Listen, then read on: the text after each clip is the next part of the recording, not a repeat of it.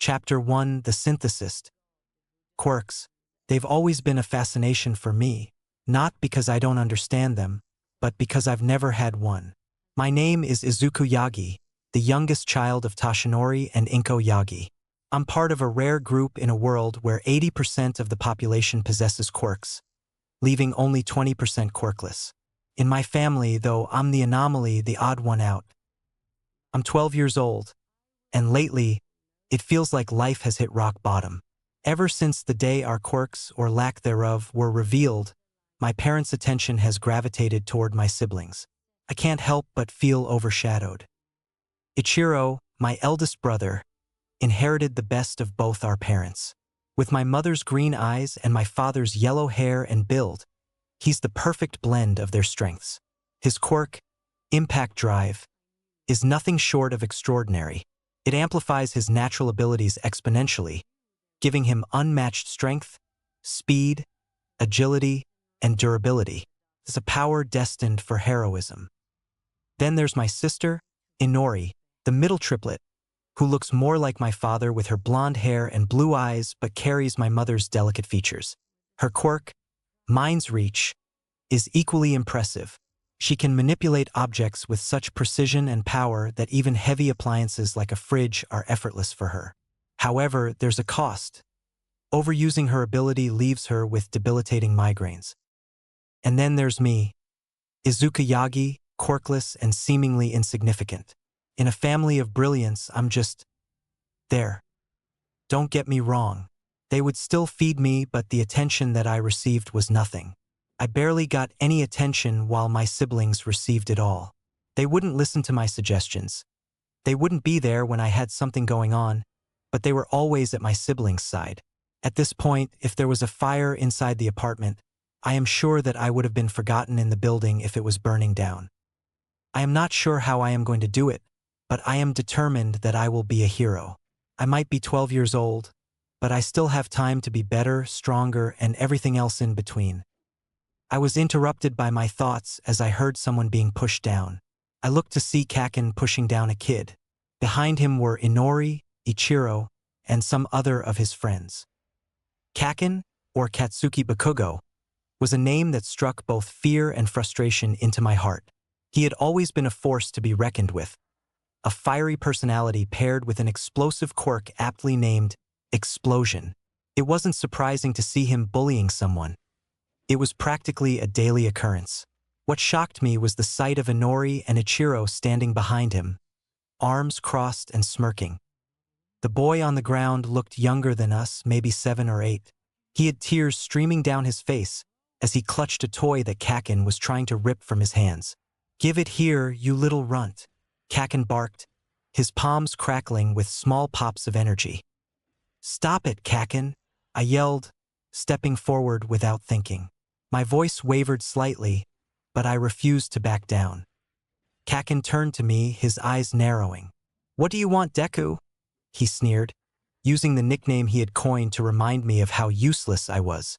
I always hated that nickname. It was used so much that I am referred to by everyone as Deku, even the teachers. I grit my teeth, doing my best to ignore the sting of his words. I said, "Stop it." My voice cracked slightly, but I stood firm, taking another step toward Kaken. The boy on the ground was still crying, clutching his toy desperately to his chest as Kaken's explosive hands hovered over him, ready to cause more damage. Kaken scoffed. "Why should I listen to you, Deku? You don't even have a quirk." Inori chuckled sweetly at this. "Good point. I almost forgot," she said, lifting him with her quirk and throwing him to the side. I flew into the air and landed in a pond full of koi fish. I stood, dripping wet, eyes stinging from the water, my body shivering in the cold. I wanted to scream, but I kept it in, holding back the tears that were threatening to fall. I couldn't let them see that they were getting to me. I couldn't let them see how much it hurt. As I looked up, I saw Kaken, standing there with his hands still smoking from his quirk, a smug grin on his face. Inori and Ichiro stood off to the side, watching with detached expressions, not even flinching as I struggled to get out of the pond. They were just watching like it was all some kind of game to them. Inori's voice rang out, sweet but mocking.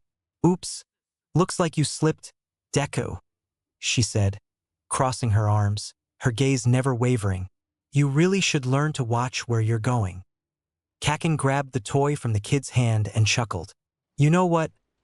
I think I should teach you a lesson. Explosions going off in his hands as he walked over to Izuku. This is for meddling in business that isn't yours, he said as he sent a small explosion my way. I was hit by the front of the blast, sending me flying further. I slammed into the dirt, my body skidding across the ground, the force of the explosion leaving me breathless. I coughed, tasting the smoke in my mouth, and for a moment, I just lay there. My clothes were burned, my skin stinging from the blast. The world felt distant, as if everything had slowed down. But the pain wasn't what hurt the most. It wasn't the bruises or the burns. It was the way they all stood there, as if my suffering was just a trivial thing to be ignored. Kakin's laughter rang out above me. You think you can stop me, Deku? You're nothing. You're just in the way. I slowly pushed myself up, my hands trembling as they scraped against the dirt. I could feel the tears threatening to fall, but I refused to let them show. I wasn't going to give him the satisfaction of seeing me break. You're not the boss of me, Kakin, I muttered, my voice hoarse but firm. You don't get to decide what I can do or who I am. Kakin paused, his smug grin faltering for a split second. But then he just scoffed and took a step closer, the sound of his explosions echoing with every movement. I don't need to decide anything for you, Deku. You've already decided. You're nothing but a quirkless loser who doesn't even have the guts to fight back. You think you can be a hero? His voice was dripping with disdain. You're a joke. Yeah, little bro, Quirks make the hero. Look at All Might, Endeavor, and many others. They are who they are because of Quirks. The three of us will likely be in the top 10 in the next decade or so. I would just give up on your dream if I were you, he said, walking over and looking down on him. I couldn't believe what I was hearing. My own brother, Ichiro, was telling me to give up on my dream. My own family, the ones who should have been supporting me, were the ones trying to tear me down. But I couldn't let them. Not now, not ever. I don't care what you say, Ichiro, I spat, my voice shaking but full of determination. I'm going to be a hero, and nothing is going to stop me, not even you. Ichiro's eyes narrowed, and for a brief moment, there was a flicker of something. Maybe doubt, maybe something else. But then, just as quickly, it disappeared. He stepped back, raising his hands in mock surrender, but his words were still as cutting as ever. Fine, do whatever you want, he sneered, but don't expect anyone to help you when you fail. Inori let out a soft, mocking chuckle. Look at you trying to act all tough. But you're nothing, Izuku. You'll never amount to anything. You'll always be just Deku. With that, the three of them walked away and I still stayed in the same spot. The attacks had launched me out of the playground, but not like that mattered anyway. I slowly got up in pain as I had hoped my clothes were fine. I looked down to see there were singe marks and a couple of rips in the shirt and pants. I've had much worse, I said to myself. I started to make my way home as there was nothing else to do. As I limped home, the sting of their words echoed in my mind. Quirkless, useless, Deku. The same insults, the same mocking tone. They had always treated me this way, as if I was invisible, as if I didn't even matter. But today, it hurt more than ever. Ichiro, Inori, Kakin, they were all so sure that I would never amount to anything. It felt like they had already decided my future for me, like I was nothing more than a shadow in their lives. But deep down, I knew they were wrong. I couldn't explain it, not to them or even to myself, but something inside of me kept telling me that I wasn't done yet. That despite everything, I had the power to change my fate. It wasn't going to be easy, and it wasn't going to happen overnight. But if I could just keep pushing, keep fighting, then maybe, just maybe, I would prove them all wrong. I made my way through the familiar streets of our neighborhood, my mind drifting to thoughts of heroes. All Might, Endeavor, the countless others who had shaped the world with their quirks. They all had something I didn't. They had power, strength, and abilities that made them stand out. But none of them had a dream like mine. None of them had the determination to become a hero despite the odds stacked against them. I wanted to be like them. I wanted to protect people, to be the one who stood up for those who couldn't defend themselves. I wanted to be the one who made a difference in the world. I just needed heart. I just needed to keep going, no matter what. When I reached our door, I hesitated for a moment, taking a deep breath before I pushed it open. The familiar warmth of the apartment greeted me, but it didn't feel the same. It felt distant, like everything was out of reach. I glanced at the living room, where my parents were sitting, watching TV. I went to my room to get changed for supper. The thing is, they didn't give a damn about this type of stuff. I told them once that Inori and Ichiro did this to me, and they didn't believe me. They are so wrapped up with their children with powerful quirks that they don't see any flaws in them. I went to the bathroom to get some bandages and wrapping for my injuries. I stood in front of the bathroom mirror, carefully wrapping the bandages around the burns on my arms and the small cuts scattered across my body. My reflection barely seemed familiar to me. My face was a mix of dirt, water, and the remnants of the explosion, but it was the exhaustion in my eyes that stood out the most. I couldn't deny it anymore. The weight of their words, their indifference, it was all starting to take its toll. I finished wrapping my wounds, making sure the bandages were secure before heading back into my room. The door creaked open, and I stepped inside, my eyes immediately drawn to the small stack of notebooks and papers on my desk. They were filled with all sorts of scribbled plans, calculations, and notes. Most of it was about heroes, how they trained, how they fought, and how they overcame their weaknesses. I had researched everything I could find on becoming a hero, but none of it seemed to matter without a quirk. I ignored those thoughts and headed downstairs to eat some dinner. Inori and Ichiro were already back as I pulled a chair up to the table. As I sat down at the dinner table, I couldn't help but notice how easy it was for Inori and Ichiro to laugh and joke around with our parents.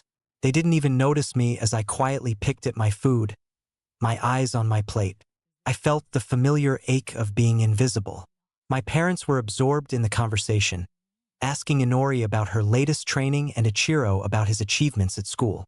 They asked how their quirks were progressing, congratulating them on their successes without a second thought. The silence at the table was suffocating, and I hated it. It wasn't that I didn't love my family. Actually, now that I think about it, did they truly love me? It was an honest question. It was a constant reminder that they didn't see me the same way. My own parents never asked about my day or my dreams. Instead, their conversations revolved around how much potential my siblings had and how incredible their quirks were. It felt like I didn't belong in this family, like I was just a shadow in the background. I quickly finished my food and made my way upstairs to my room to just decompress. I lay down on my bed and just looked up at the ceiling. The only thing in my room that made it vibrant was the few hero posters in my room, which were of all might. Every hero deals with their own challenges. It's how you make the most of the good and the bad that makes you the person in the end, I said to myself. I said that every day to make sure that I never gave up. That was when I felt something strange. It was a pulling sensation in my head. No, my whole body. I felt like I drifted into consciousness as the pulling sensation continued. Third-person POV. Izuku opened his eyes to see that he was in an open area. He had no clue where this was, and he was slightly nervous. The area was blue mixed in with black, and it looked like it expanded on for miles. "Hello!" he called out, but all he heard was the echo of his voice. He started to walk in a direction, hoping to find something that would show him where he was at. That was when something started to form right in front of him. It looked like pixels started to form right in front of him, and he stepped back slightly. The pixels started to form in the shape of something that resembled a human. Izuku stood frozen as the pixels in front of him swirled and shaped into a human form.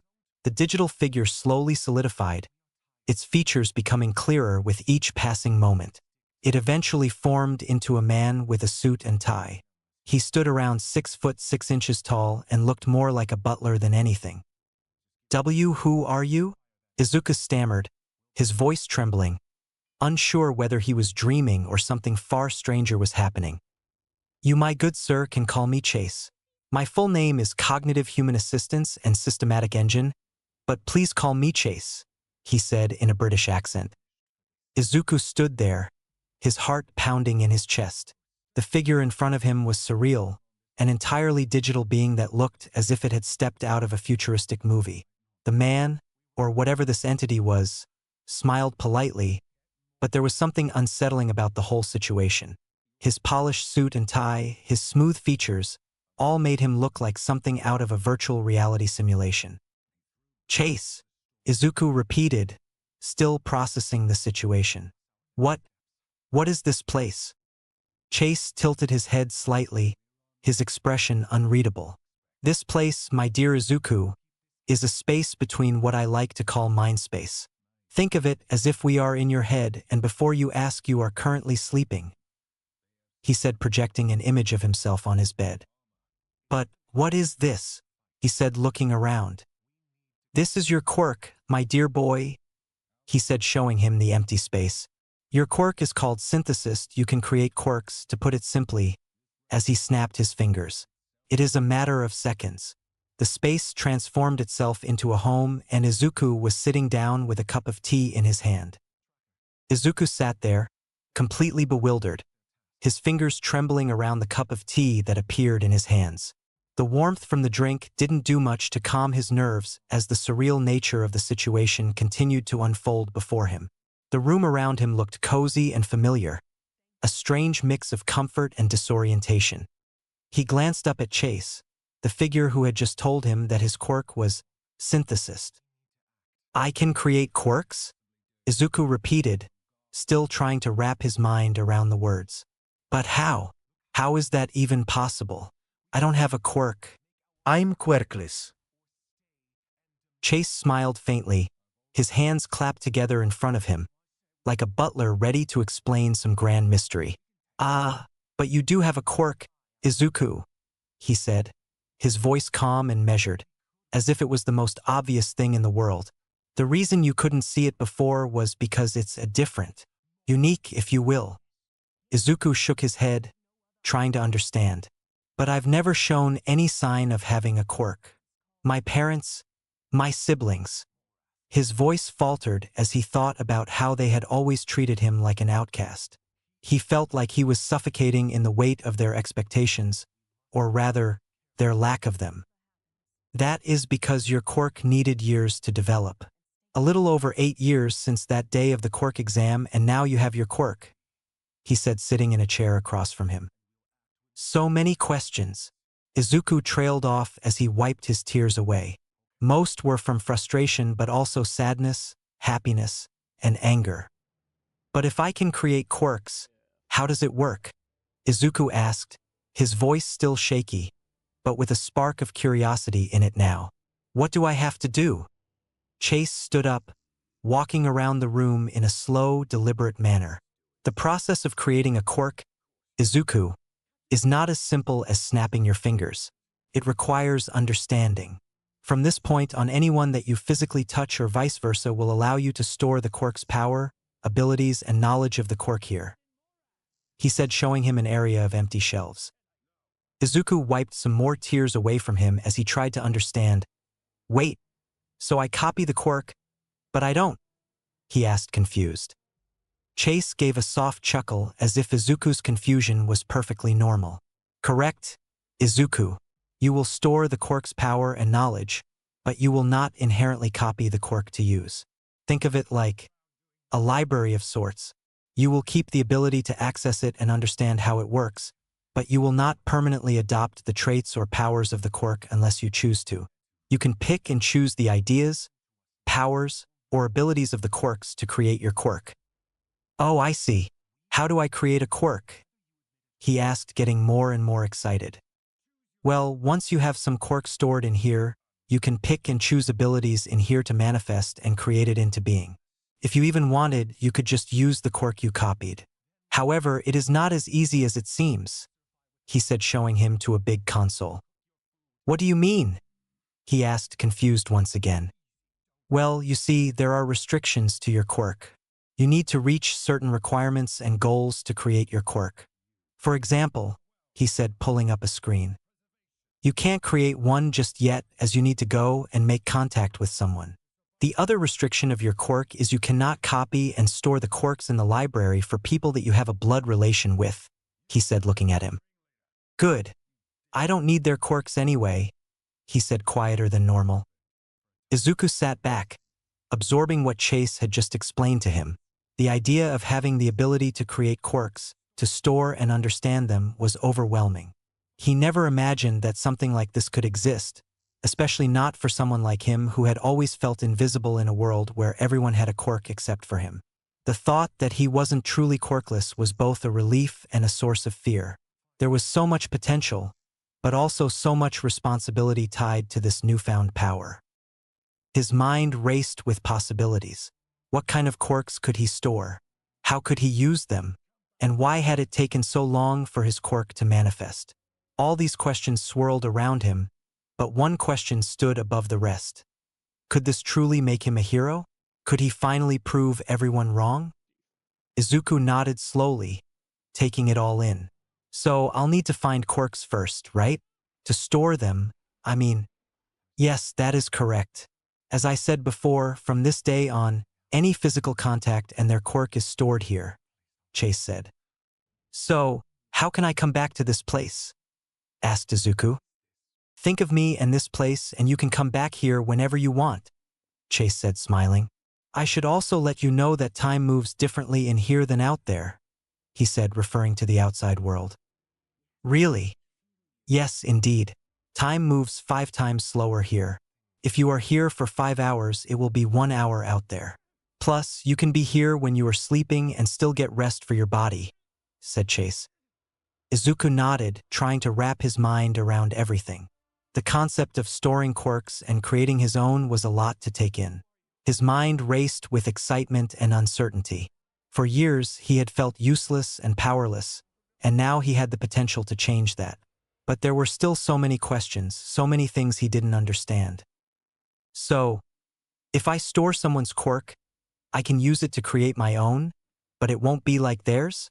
Izuku asked, trying to clarify. Chase nodded, his smile never faltering.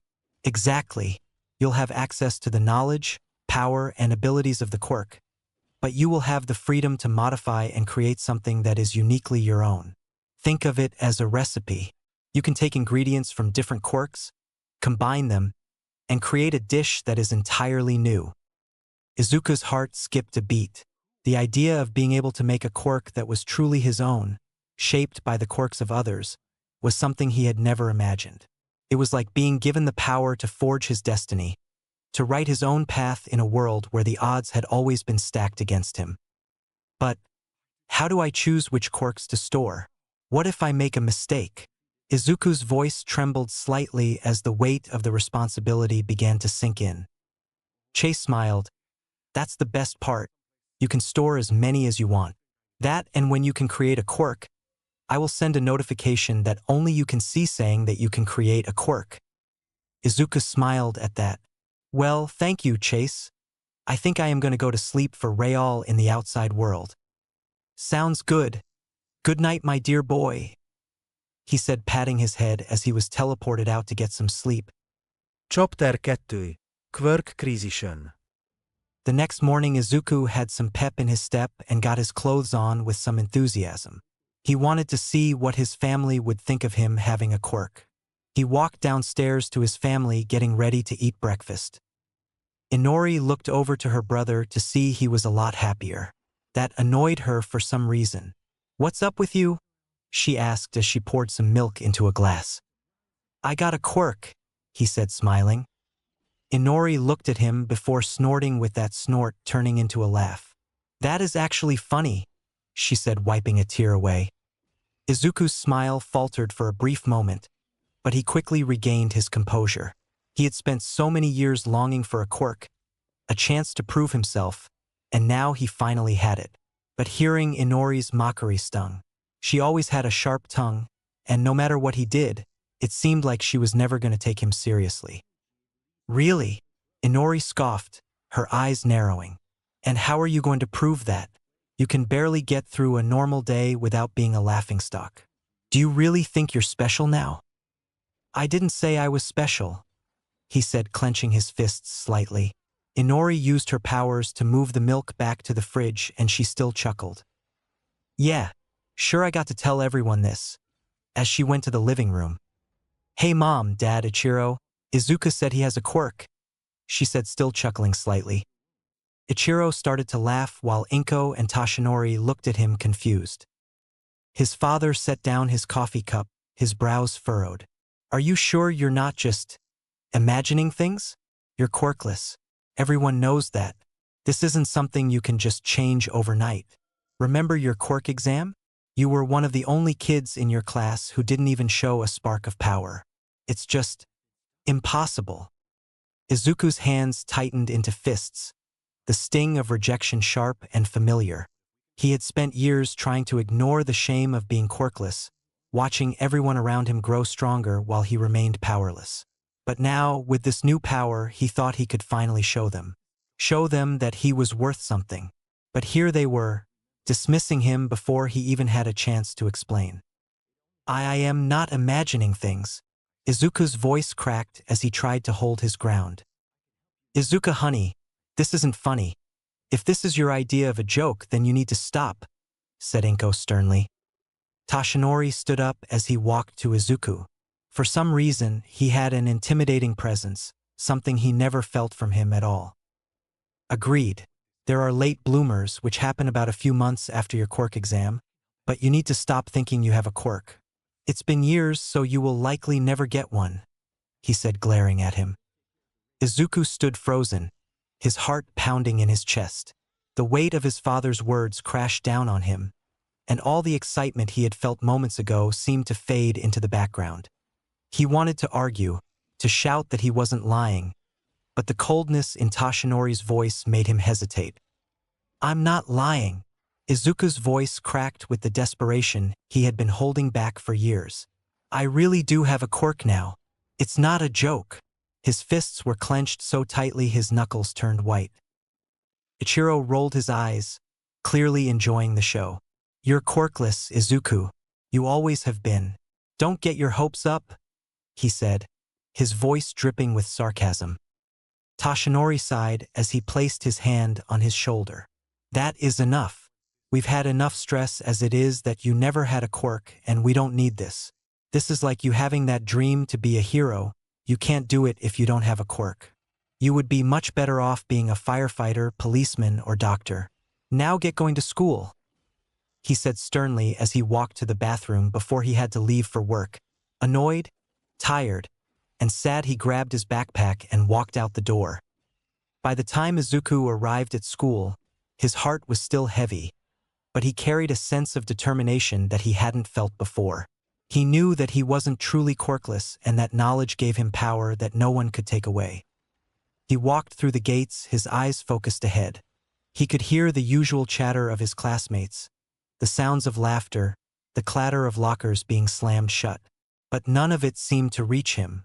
All he could think about was how to prove them wrong, how to show them that he wasn't the useless, powerless boy they thought he was. Classes went by normal until it was lunchtime. Izuku made his way to lunch just like normal when someone pulled out the door to the outside and dragged him behind it. Judging by the grip, he knew who it was. He was soon thrown down and looked up to see who it was. Oi, Deku, growled Bakugo. Izuku scrambled to push himself off the ground, his palms stinging from the impact with the pavement. He looked up to see Bakugo standing over him, his usual scowl painted across his face. Kakin, what do you want? Izuku stammered, trying to hold his ground, but his voice wavered. He had hoped that things would be different now that he had a quirk, but he had no idea how to face Bakugo in this new reality. The last thing he wanted was another confrontation with the person who had always belittled him. Bakugo sneered, crossing his arms over his chest. You think you can just go around saying you've got a quirk now, huh? After all these years of being useless? You think you're suddenly gonna be some kind of hero? His voice was thick with disdain, and his eyes burned with the usual intensity. "Yes," was all he said as he was punched in the face. "That's bullshit," he yelled as he grabbed him by his hair. Izuku winced as Bakugo's grip tightened on his hair, pulling his head back painfully. His vision swam for a moment as the pain from the punch throbbed in his cheek, but the sting didn't deter him. The fire burning in his chest, the new power that he felt within himself, kept him from feeling completely defeated.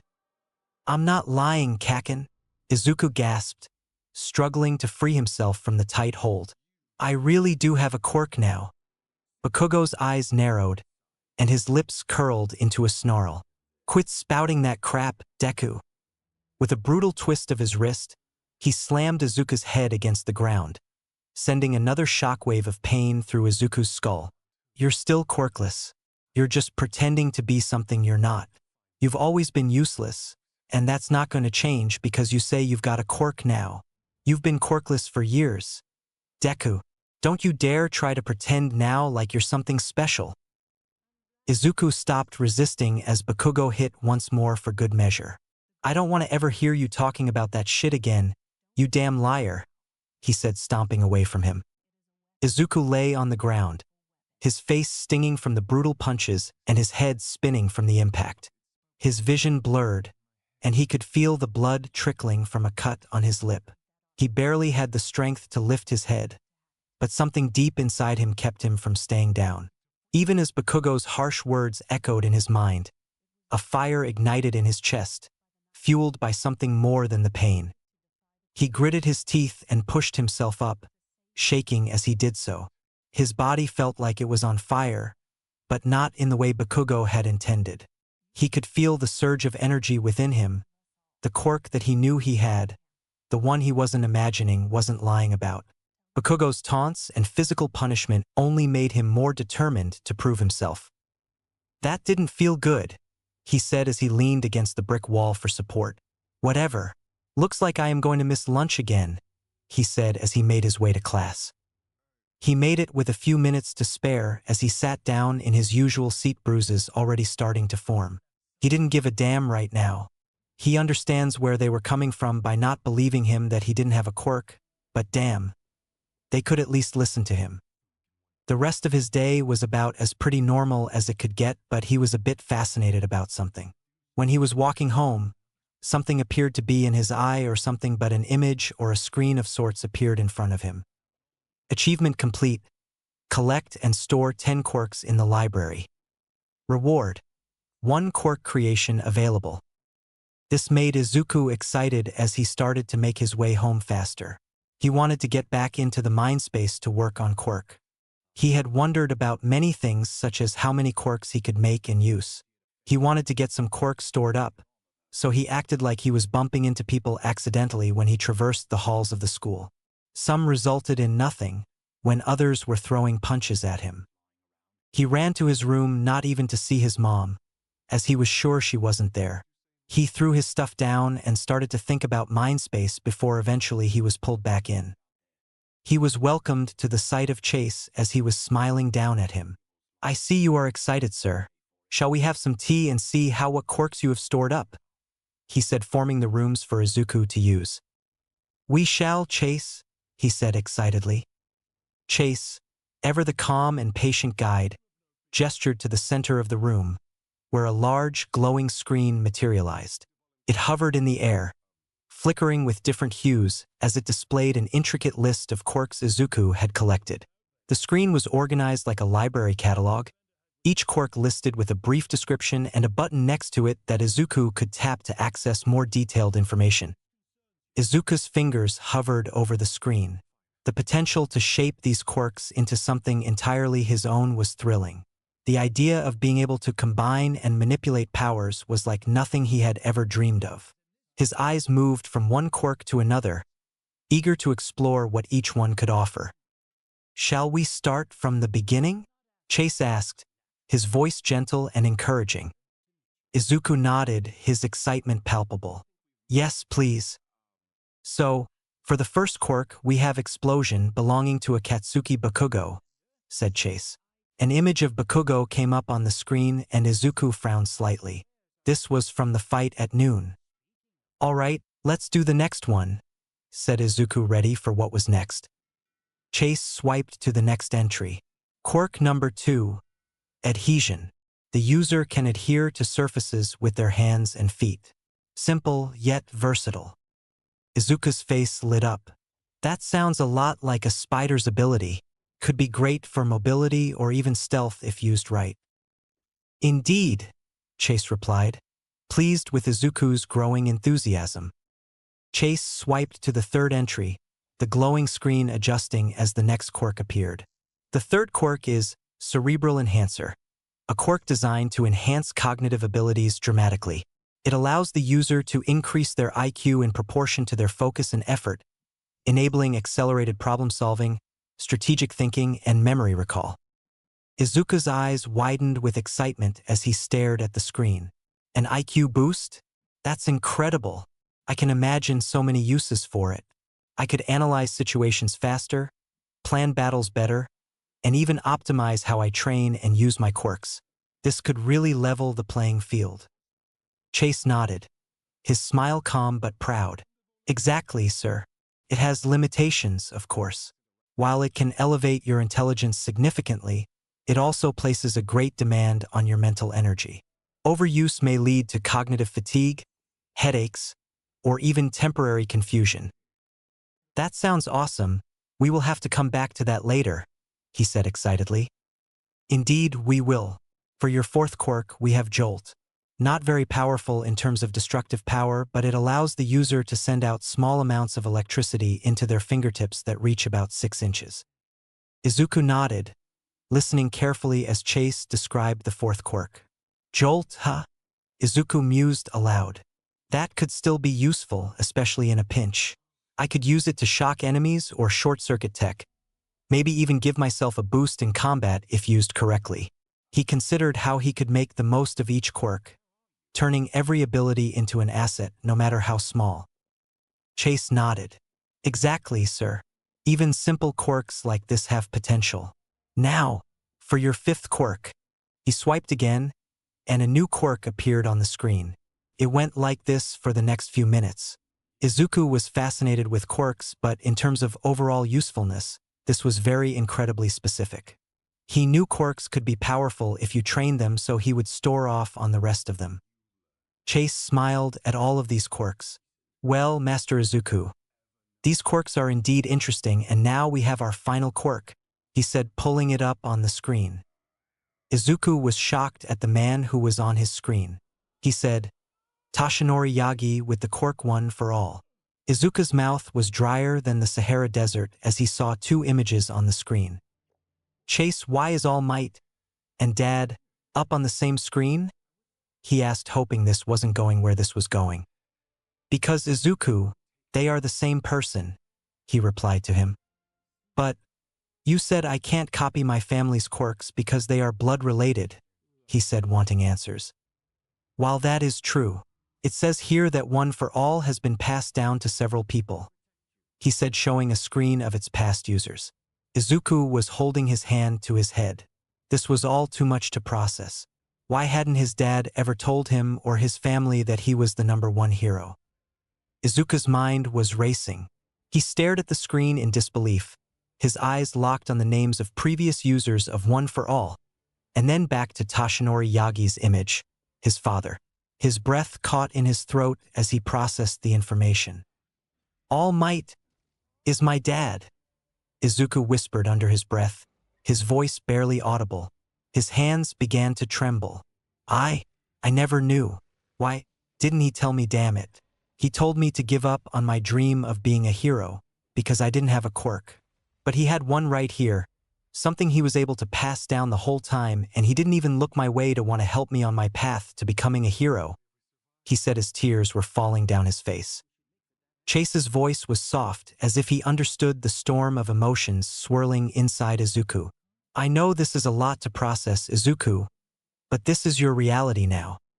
Izuku wiped his tears away in frustration as he looked at the screen once more. "I think that I would like to examine all of the quirks and their abilities now.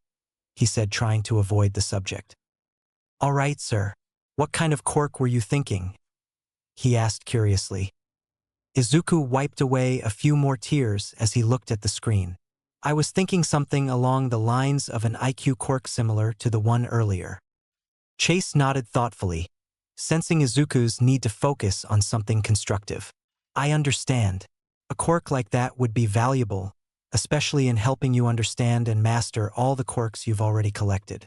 Let's go ahead and explore that route. The glowing screen flickered as Chase made a few adjustments. The list of quirks expanded, and the focus shifted to the Cerebral Enhancer quirk.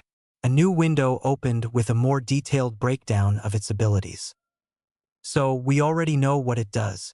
What are the restrictions and cons of the quirk? That, and I would like to know how much the IQ is increased by, he said, putting a finger under the chin. Chase nodded with approval as he tapped a few controls, expanding the information on the screen for Izuku to examine. A new section appeared, labeled Cerebral Enhancer Detailed Breakdown. Here are the specifics, Izuku, Chase began, his calm demeanor not changing despite the emotional weight Izuku was carrying. The quirk allows you to significantly enhance your cognitive abilities, which means your IQ can be increased by up to 100 points based on your focus and effort. This could theoretically push your intelligence into the genius category, enabling you to process information and solve problems much more rapidly. For someone like you, it would enhance your strategic thinking, combat tactics, memory recall, and even your understanding of quirks. Chase continued, however, as with all powerful abilities, this one does come with its drawbacks. The more you use it, the more mental energy it consumes. Extended use beyond your physical or mental limits could result in cognitive fatigue, memory lapses, and even temporary loss of coordination or confusion. In extreme cases, it could even lead to memory loss if overused, so it's essential to be mindful of your limits. What if we do not have those restrictions?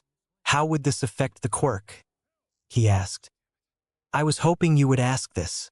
You see, sir, when creating a quirk, if you were to not have restrictions on a quirk, it would give you lower stats such as less power, he said as he adjusted the restrictions on the quirk. So, you will increase your IQ by only 40 points, however.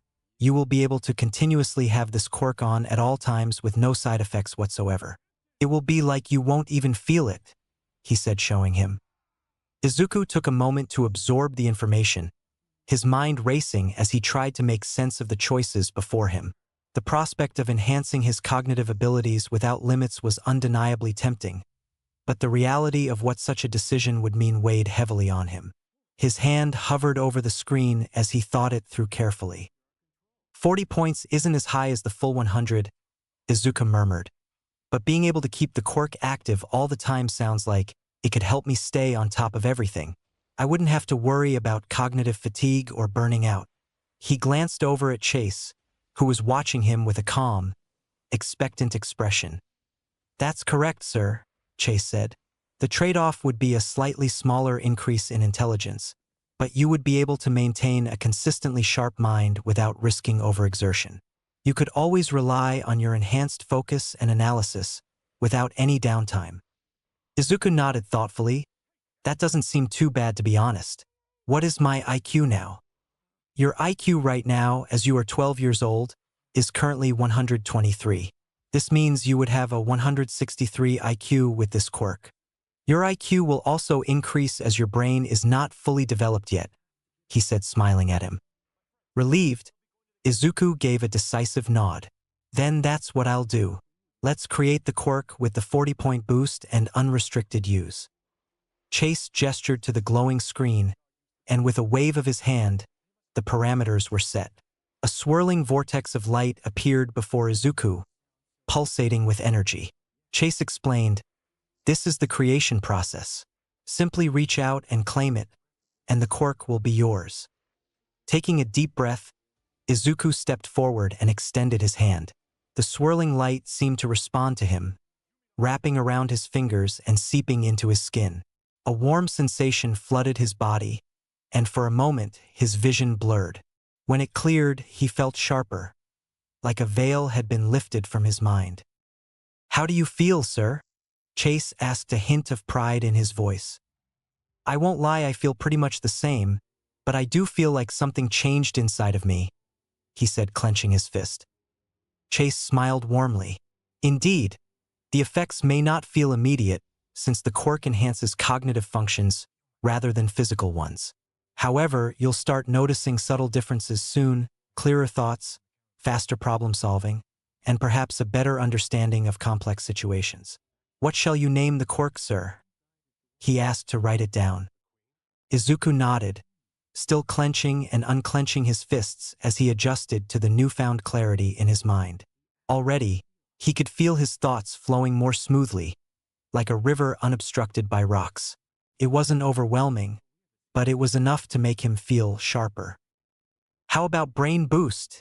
He said, smiling. I like it, he said, writing it down into the system. Well, now that we've taken care of that, what's next? Izuku asked. His voice was steadier than before. He was eager to channel his emotions into something productive. The revelation about his father still weighed heavily on him, but right now he needed focus. Rest. I believe you still have dinner to attend to, and after that we can go over what. Chase smiled warmly. Indeed, the effects may not feel immediate since the quirk enhances cognitive functions rather than physical ones. However, you'll start noticing subtle differences soon, clearer thoughts, faster problem solving, and perhaps a better understanding of complex situations. Izuku nodded, still clenching and unclenching his fists as he adjusted to the newfound clarity in his mind. Already, he could feel his thoughts flowing more smoothly, like a river unobstructed by rocks. It wasn't overwhelming, but it was enough to make him feel sharper. Well, now that we've taken care of that, what's next? Izuku asked. His voice was steadier than before. He was eager to channel his emotions into something productive. The revelation about his father still weighed heavily on him, but right now he needed to focus on what to do next, he said, bowing slightly. That sounds good. When can I create my next quirk? He asked curiously. Not until you reach and meet this requirement, he said as he put it up on the screen. Chase's demeanor turned slightly more serious as he gestured to the glowing screen. The requirement for creating your next quirk is simple but crucial, Master Izuku. To harness your quirks effectively, your body needs to be in peak condition. It's not just about mental sharpness but physical readiness too.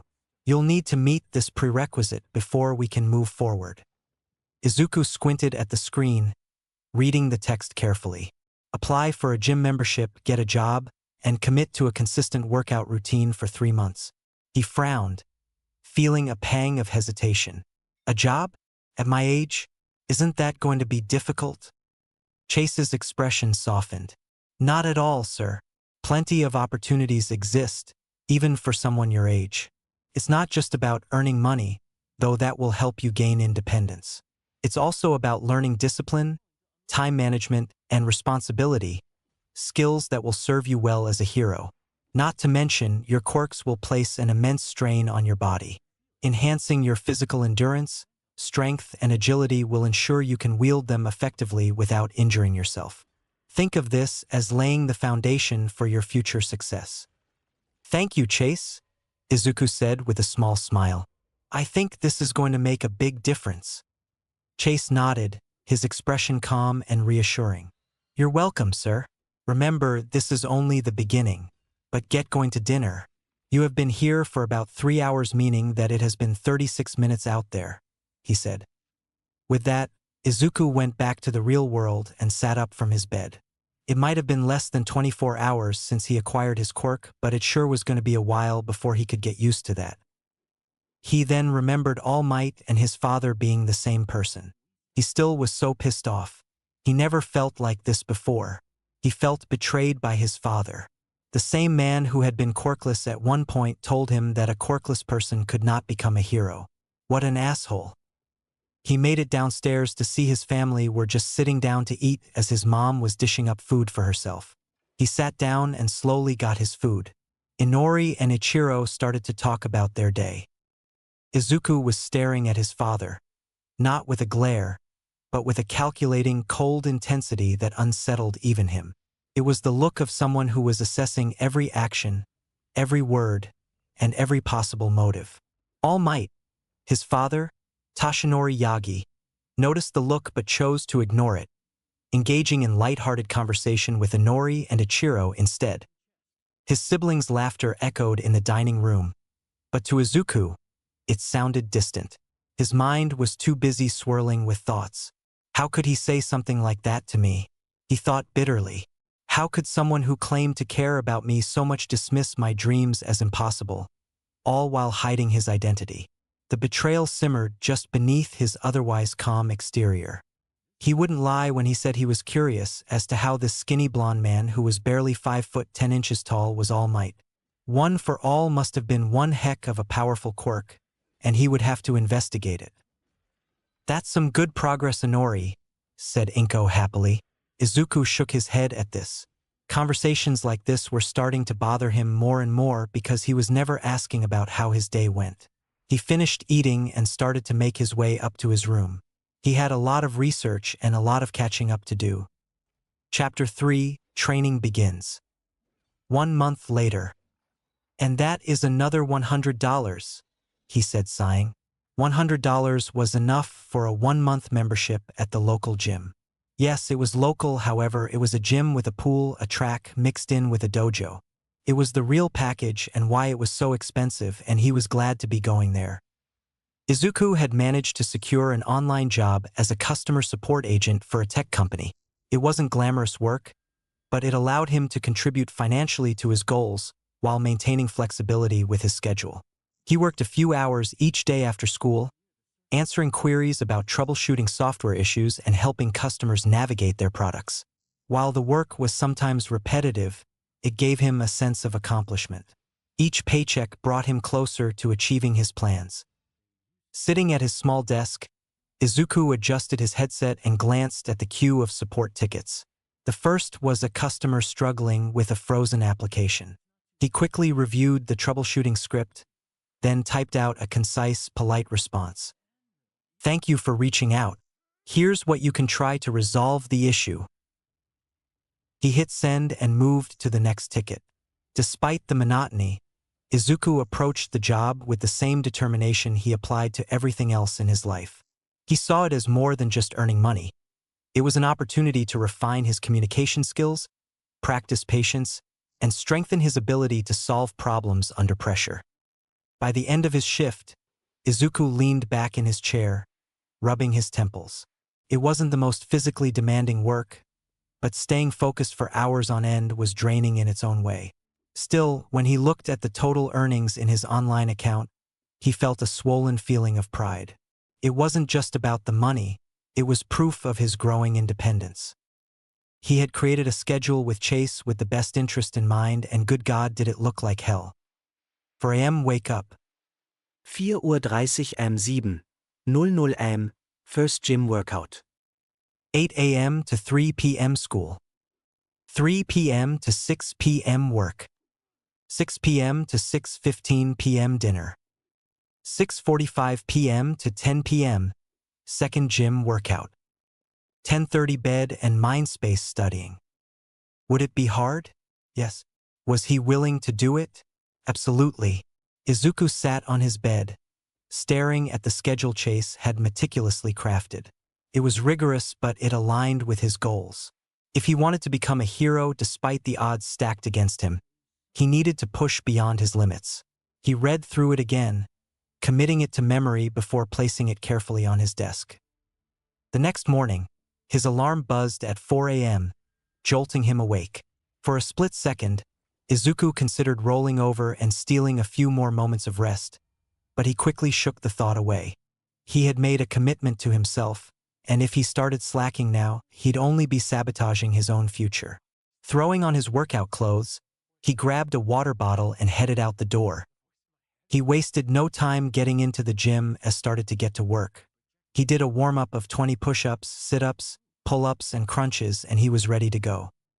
Granted, he had never really done super physical workouts, so had taken some baby steps. The gym was relatively quiet at this early hour, save for a few other dedicated individuals. Izuku began on the treadmill, setting a moderate pace. His legs burned within the first few minutes, but he reminded himself of why he was doing this. Heroes don't quit. If I can't push past this, how will I ever keep up with villains in the field? After 20 minutes on the treadmill, he transitioned to weight training.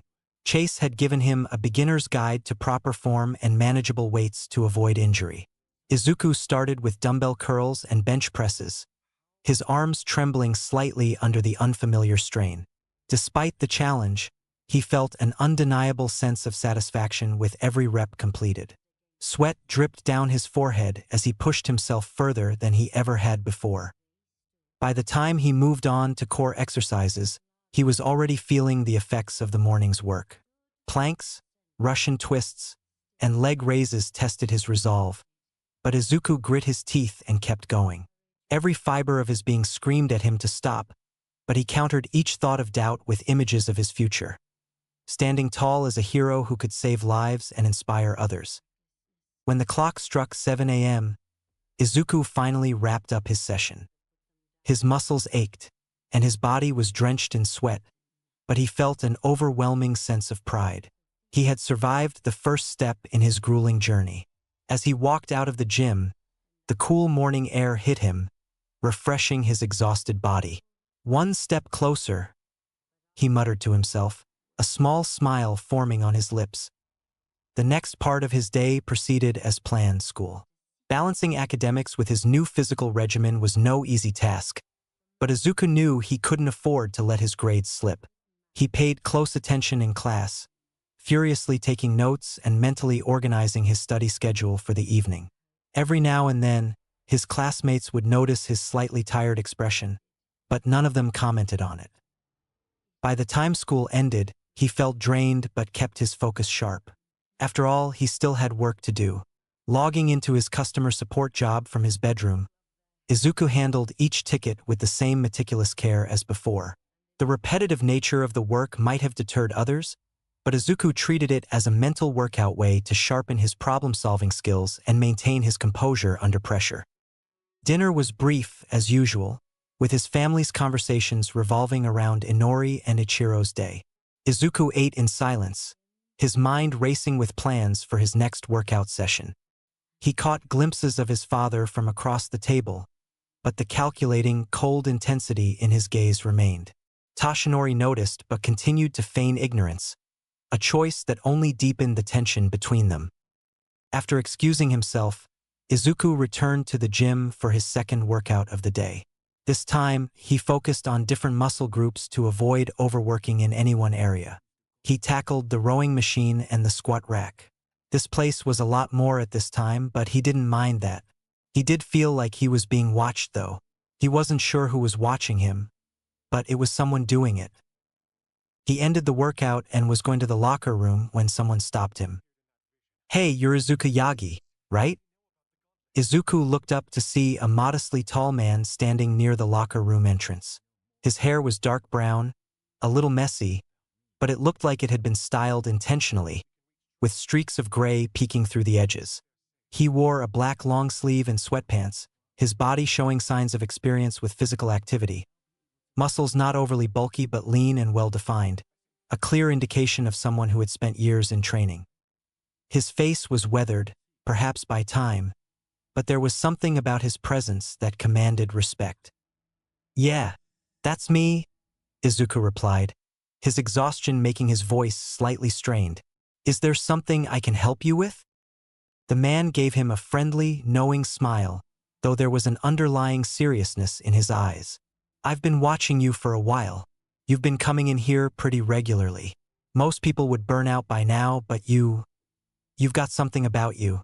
Discipline. Dedication." Izuku blinked in surprise, wiping the sweat from his forehead as he shifted his weight nervously. He wasn't used to strangers noticing him like that. I'm just trying to get better. For my goals, you know? This is my schedule," he said, showing him. The man nodded pleasantly. Yes, I know you are and can see that clearly, but I should introduce myself. My name is Daichi Arai," the man said, extending his hand. Izuku hesitated for a moment before shaking it, feeling the firm grip of someone who had clearly spent years honing their strength. I own the dojo that's attached to the fitness center here, Daichi Arai said, gesturing toward the far end of the gym where the dojo's sliding wooden doors stood. I couldn't help but notice your work ethic. It's not every day I see someone so young pushing themselves so hard. You remind me of someone I used to know. Izuku looked at Daichi with a mix of curiosity and apprehension. Oh, really? Was he a hero? Arai chuckled, the sound low and warm. Not exactly, but he had the heart of one, much like you seem to. Listen, Yagi, I've been around long enough to recognize potential when I see it. You've got a fire in you, but if you're not careful, that fire can burn you out. Training is good, but training smart is better. Izuku's cheeks turned slightly pink. I'm just trying to catch up. I've got a lot of ground to cover. Arai nodded knowingly. I figured as much. That drive of yours is admirable, but if you're serious about achieving your goals, you'll need guidance. Pushing through pain and exhaustion can only take you so far. If you want, I'd be willing to help you.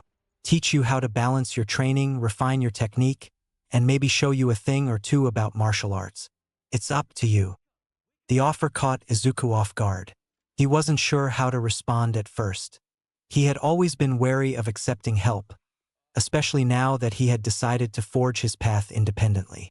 But there was something about Arai's presence, his calm confidence and the wisdom in his eyes, that made Izuku consider the proposition. That's a generous offer, Izuku said cautiously, but I don't have a lot of money right now. I'm already stretching my budget just to be here. Arai waved a hand dismissively. Don't worry about that. Consider it an investment. I see potential in you, and I'd hate to see it go to waste because of something as trivial as money. All I ask is that you show up ready to learn and give it your all. Deal? Izuku hesitated for only a moment before nodding. Deal. Arai's grin widened. Good. We'll start tomorrow evening, based on the schedule you showed me. Come by the dojo, and I'll introduce you to the basics. It's not going to be easy, but then again, I think you already know that. I do, Izuku replied, his voice firm, and I'm ready. The next evening, Izuku stood in front of the dojo's entrance, his nerves tingling with anticipation. He slid open the wooden doors and was greeted by the faint scent of wood polish and the soft light filtering through paper lanterns. The dojo was a stark contrast to the bustling gym, quiet, serene, yet filled with an underlying intensity that made his heart race. Arai stood in the center of the room, wearing a black martial arts GI with a white belt tied around his waist. You're on time. That's a good start, he said, gesturing for Izuku to join him. Izuku stepped onto the polished wooden floor, feeling the cool surface beneath his feet. What's the first lesson? Arai crossed his arms, his expression serious. The first lesson is understanding your limits and learning how to extend them without breaking. You've got raw determination, but that alone isn't enough. You need control, focus, and adaptability. Today, we'll start with the basics of movement and balance. Should we get to know each other first before then? He asked, wondering who this man was. Ah, of course, he said, sitting in a crisscross position just as Izuku did the same. Daichi Arai adjusted his posture, sitting straight and exuding a calm yet commanding presence. He looked at Izuku with a small smile. You're right. It's always good to understand the person you're trusting to teach you. Let me tell you a bit about myself. Izuku nodded, settling into his seat. He was curious about this man who had taken an interest in him. Well, you know my name already, but I am a retired hero who just trains martial arts now. My quirk is triple joint. There are people who are double joint naturally, which was me, but my quirk added another joint, making me triple jointed. It allows me to extend and manipulate my body in ways most people can't. Arai continued, his voice calm yet infused with an undertone of pride. I can bend, twist, and maneuver my limbs to an almost impossible degree. It gave me a unique edge in combat situations, dodging attacks, striking from unexpected angles, and even escaping tight spots. But it wasn't just my quirk that defined me as a hero. I worked hard to refine my physical capabilities and tactical skills. A quirk is just a tool. How you use it determines your success. Izuku leaned forward, intrigued. So, you were a hero? What happened? Why did you stop? Arai's expression softened, a flicker of nostalgia passing over his face. I was a hero for about 15 years, operating under the name Elastic Shadow. I specialized in rescue operations and non-lethal takedowns. I even made it to number 73 on the hero charts. But as time went on, the toll on my body and mind became more apparent. Every fight, every mission, it all adds up. I decided to retire before I hit a point where I couldn't keep up anymore. It wasn't an easy decision, but it was the right one. Now I focus on teaching others, passing on what I've learned to people like you. Izuku nodded, his respect for Arai growing. That's admirable.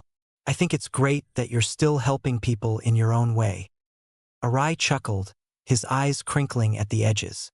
You remind me of myself when I was younger, hungry to prove myself, eager to learn.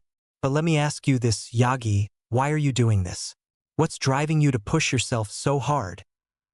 Izuku hesitated, his gaze dropping to the polished wooden floor. He took a deep breath, organizing his thoughts. I want to catch up. For a long time, I felt like I was always behind, always struggling to prove my worth. I want to change that. I want to be someone who can stand tall, someone who can protect others and make a difference. But I know I can't rely on anyone to hand me the tools to do that. I have to earn it. Arai nodded thoughtfully.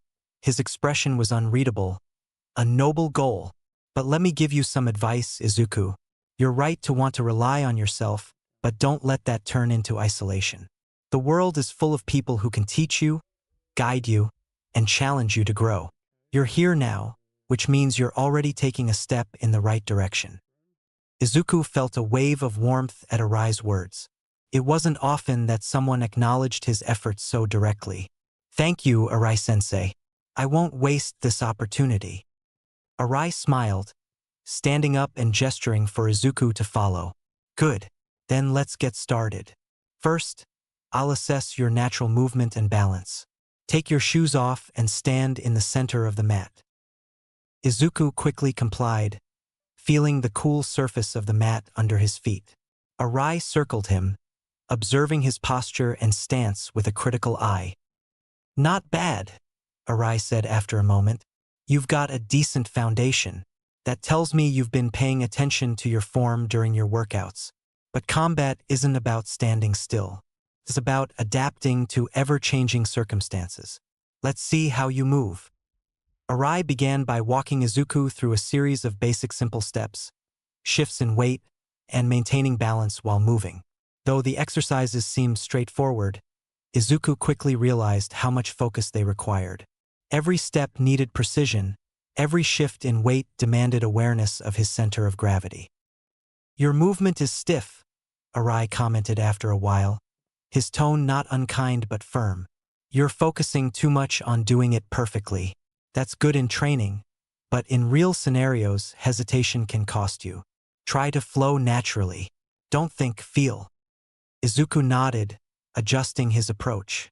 He loosened his stance, trying to let the movements come more intuitively. It wasn't perfect, but he could already sense an improvement. Better, Arai said with a small nod. Now let's add some complexity. The session progressed with increasingly challenging exercises. Arai introduced basic martial arts stances and transitions, emphasizing the importance of staying grounded and maintaining fluidity. He demonstrated how small adjustments in posture could make a significant difference in balance and power. Martial arts isn't just about punching and kicking, Arai explained as he demonstrated a series of sweeping motions. It's about understanding your body and how it interacts with the world around you. If you can master that, you'll find strength in even the simplest movements. By the end of the lesson, Izuku was drenched in sweat, his muscles burning from unfamiliar motions. But he felt exhilarated. Each technique, each correction had opened his eyes to a new dimension of training. This wasn't just about building strength, it was about refining it, channeling it into something precise and effective. "You did well for your first day," Arai said, clapping a hand on Izuku's shoulder. "But this is only the beginning. If you want to see real progress, you'll need to commit to consistent practice. Are you ready for that?" Izuku looked up at Arai, his green eyes blazing with determination. "Yes, I'm ready." Arai grinned. "Good. Then we'll meet here tomorrow. Rest well tonight, Yagi. You've earned it." As Izuku left the dojo, the cool evening air greeted him once more. His body ached, but his spirit felt lighter than it had been in months. For the first time in a long time, he felt like he was truly moving forward. The path ahead was still uncertain, but with Arai's guidance, he knew he wasn't walking it alone. "One step closer," Izuku muttered to himself, the faintest hint of a smile playing on his lips as he disappeared into the night. He got home to everyone in bed, which was about what it was like every night since he had been doing this, which was fine with him. He went to the fridge to get some chicken and rice and walked to his room. The unique thing about Mindspace was he was still able to get a full 6 hours of sleep if he wanted to, even when he was in Mindspace, because his body was resting. Izuku collected a few quirks from the past month, and he started to see a trend with the quirks that he had stored up. Based on what he was hearing, a lot of people firmly believed that they could not be heroes with the quirks that they possessed. He had a total of 14 storage now, and most of them were not trained enough. Granted, they were simple, such as having long fingers and pulling eyes out of your socket, which was gross in his opinion, but he didn't think of a use for them yet. The kid who had the quirk sparks was interesting though. It said that the quirk could have gotten much stronger if it was trained constantly, but the kid never did anything. It made him wonder how many people with weak quirks could be powerful if all they did was train them. His siblings or parents hadn't caught on to the fact that he was starting to train more and more, but nonetheless it still hurt that they didn't believe that he had a quirk now. He had thought that someday if he had gotten a quirk that he would have gotten the recognition he needed from his family, but he thought life had other plans. The bullying hadn't stopped yet, and he seriously doubted that it never will, but it irked him to no end that Inori and Ichiro were still doing it to him. He had told himself constantly that there are other people who have it worse than him out there, but it was getting harder and harder to believe every day. He will admit though that with the training he's been doing on his body, it was starting to hurt less and less if the kids beat him up. He was grateful for that. Then there was the thing about One for All and his father being All Might. He hadn't read its profile or contents yet in Mindspace because he was still mad at his father for not telling him or his family. He knew without a doubt that his mother knew who he was, but his siblings likely didn't know either. Now Izuku knew that his neglect could have been much worse. Granted, it sucked, but he could have been thrown out of the house and left on the streets to rot. He knew that he had a roof over his head and meals provided to him, but there was no attention whatsoever from his family, and at the end of the day neglect is still neglect. He decided that he would push away for now because he and his siblings didn't know of his father's identity. He had finished eating the meal that he had brought from the fridge and decided to go into his Mindspace once more. He was still mad at his father, but he was curious to read the contents of One for All. He wanted to know what made the man so powerful that he was the #1 hero, though he was not sure if he wanted the quirk for his own. He was soon standing next to Chase as the two of them looked at the screen. Izuku held the book that said One for All on the front cover inside. "Let's see what we are working with," he said as he placed the book on the holder, connecting it with the screen. "One for All," Chase began, reading from the screen, "is a quirk born from the fusion of two abilities. One to stockpile power and another to transfer that power to others. Over generations, it has passed from wielder to wielder, growing stronger with each succession. It's a unique blend of raw strength and inherited will." Izuku's eyes widened as he absorbed the information. "So, it's not just strength? It carries the legacy of everyone who's ever wielded it." "Exactly," Chase replied, pointing at the screen. "Each user has contributed to its growth, both in power and knowledge. But it's more than just physical.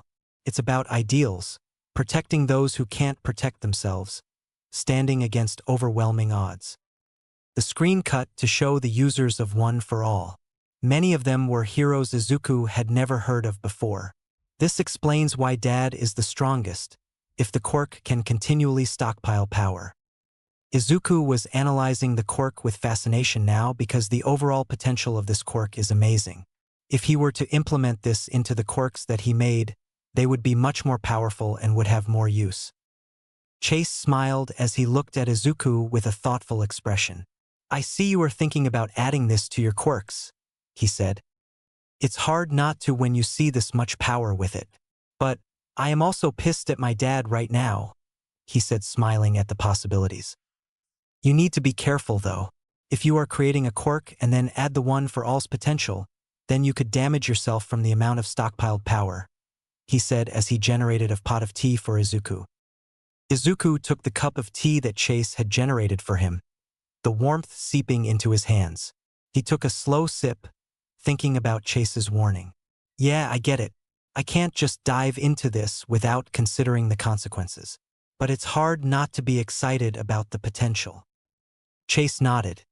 His expression is more serious now. "It's good that you're excited, but you need to be aware of your limits. One for all may give you more power than you've ever imagined, but power is a double-edged sword," he said. "Yeah," he said as he looked at Chase. "Say, Chase, what are you?" he asked. "Think of me as an artificial intelligence to you, quirk synthesist. I am here to help you with a lot of the complexity of this quirk so that you can learn the quirks you create," he said. "That makes sense," he said, sipping some tea as he investigated the corner of the screen. He hit the screen, and it showed that they were quirks from past users of One for All. Izuku leaned in closer, his eyes scanning the screen as it displayed a list of quirks from past users of One for All. He could hardly believe what he was seeing. Each user had contributed their own unique ability to the quirk, and it seemed like each of them had made One for All even more formidable than it had been in its previous form. Some of the quirks were powers that Izuku had never even imagined could exist. It was clear that One for All was not just a simple strength-boosting quirk. It was a collection of abilities, each one adding its own flavor to the whole. He pointed to one of the quirks listed on the screen. "What's this one? Float? It looks unusual." Chase's expression softened as he looked at the screen. "Ah yes, that quirk belonged to one of the former users. It allows the user to float or levitate, defying gravity. It's a quirk that pairs very well with strength, especially in battle, since the user can move freely and avoid attacks. It was a key ability used by the previous wielder of One for All to outmaneuver opponents." Izuku was amazed. He could already see how powerful it would be to combine a strength-enhancing quirk like One for All with something as versatile as float. The possibilities were endless. He scrolled through the rest of the quirks, each one more fascinating than the last. Black Whip, Smokescreen, Danger Sense, FA Gene, and Gear Shift. All of them were amazing. He was honestly debating on just using the quirks as they were rather than finding a way to make them better because most of them couldn't be made better. The next few hours in Mindspace were spent nitpicking the quirks to see what he could do with them and if they could be improved. But before they knew it, he had been there for almost 5 hours, which was about an hour of real time. "All right, Chase, I am going to go to get some actual sleep now," as he started to teleport out of Mindspace, he said, waving. "Sounds good, sir. Have a good night rest," he said before he teleported out fully. 2 months later. It had been 3 months since he started his training, and Izuku couldn't be happier. His skinny frame was slow but surely filling out into a leaner and more muscular one.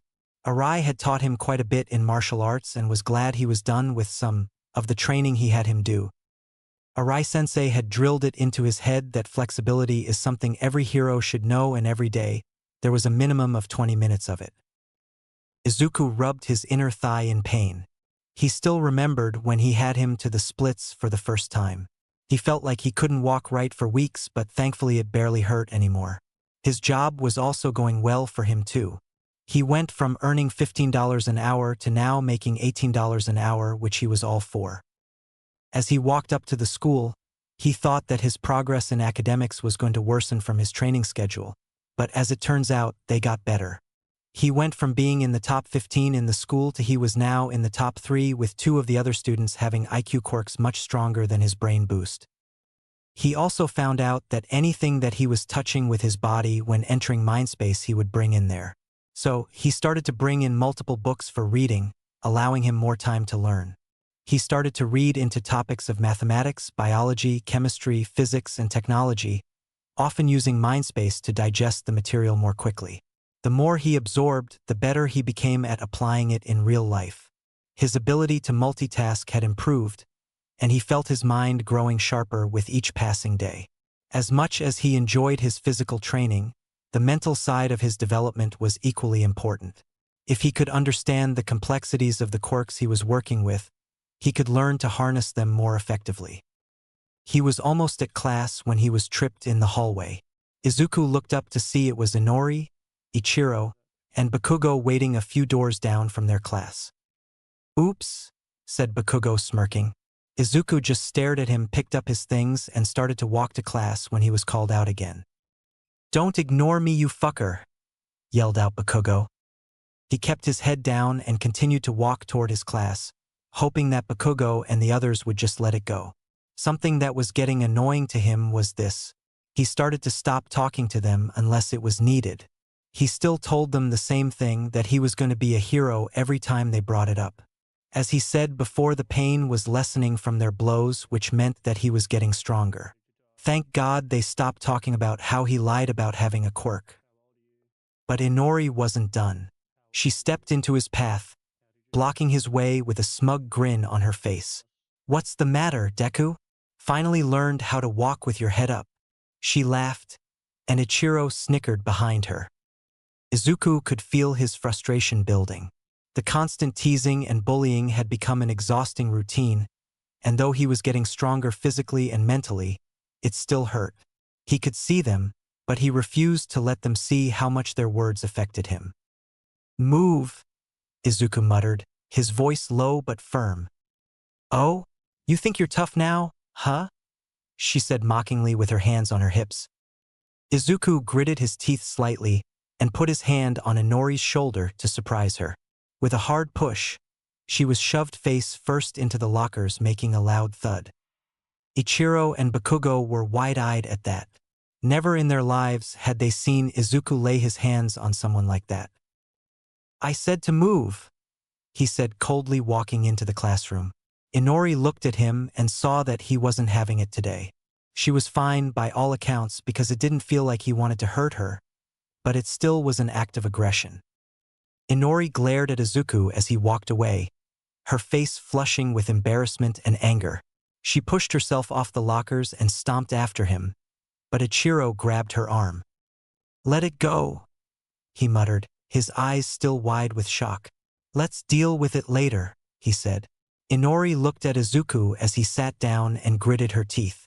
She would show him who he just messed with. Izuku didn't pay much attention to the event, but he knew the fact that he just pushed his sister like that meant it was starting to get to him. He didn't think much of it as the rest of the day transpired. He checked out a few more books to read from the library and started to walk out the school grounds. He just zips up his backpack when he was grabbed by the hair and thrown into the alleyway and pushed to the ground. Izuku landed hard on the rough pavement, his breath leaving him in a sharp gasp. He scrambled to get his bearings and looked up to see Bakugo, Inori, and Ichiro standing over him. The dim light of the alley cast ominous shadows across their faces, amplifying their expressions of anger and disdain. "You think you're tough now, huh, Deku?" Bakugo sneered, cracking his knuckles as small sparks of his quirk danced across his palms. "You don't get to push Inori like that and walk away." Izuku stood up, slowly pointing at her. "I told her to move." Inori gritted her teeth as she activated Mind's Reach and lifted Izuku off the ground. "You don't just get to do that to me. You need to be taught a lesson," she said, waving her hand and slamming him face first into the wall. Izuku felt his nose popped, meaning that it broke. Izuku gritted his teeth as blood streamed from his nose. The pain was sharp, but it wasn't enough to deter him. Inori slammed him into the other way face first, once more breaking it more. Izuku resorted to breathing out of his nose now, but still tried to resist. Inori stopped her telekinesis and dropped him down, hitting the ground hard. Izuku tried to get up but was in Inori's grip, once more being pinned against the wall. Ichiro walked over smiling at him. You know, it pisses me off thinking you get to treat her like that. I thought we were supposed to be siblings, he said, activating impact drive. You could see that his body was slightly enlarged as he still walked over to Izuku. Ichiro cocked his fist back, hitting Izuku on the right side of the stomach. There was another pop from his ribs as Izuku had coughed up blood. Izuku gritted his teeth as blood dripped from his broken nose and his stomach throbbed in pain. Ichiro's punch had knocked the wind out of him, leaving him gasping as he struggled to regain his footing. But Ichiro wasn't finished. He grabbed Izuku by the collar, lifting him slightly off the ground. You think you can just push Inori around and get away with it? Ichiro growled, his voice low and menacing. Izuku coughed, spitting blood onto the pavement. His mind was racing, but his body was exhausted from the onslaught. Despite the pain, he managed to glare at Ichiro. I told her to move, he rasped. Ichiro's expression twisted with anger, and he raised his fist again, hitting the wall behind him. If you do that to our sister or anyone we see as friends, the beatdown will be worse the next time. Understand? He asked.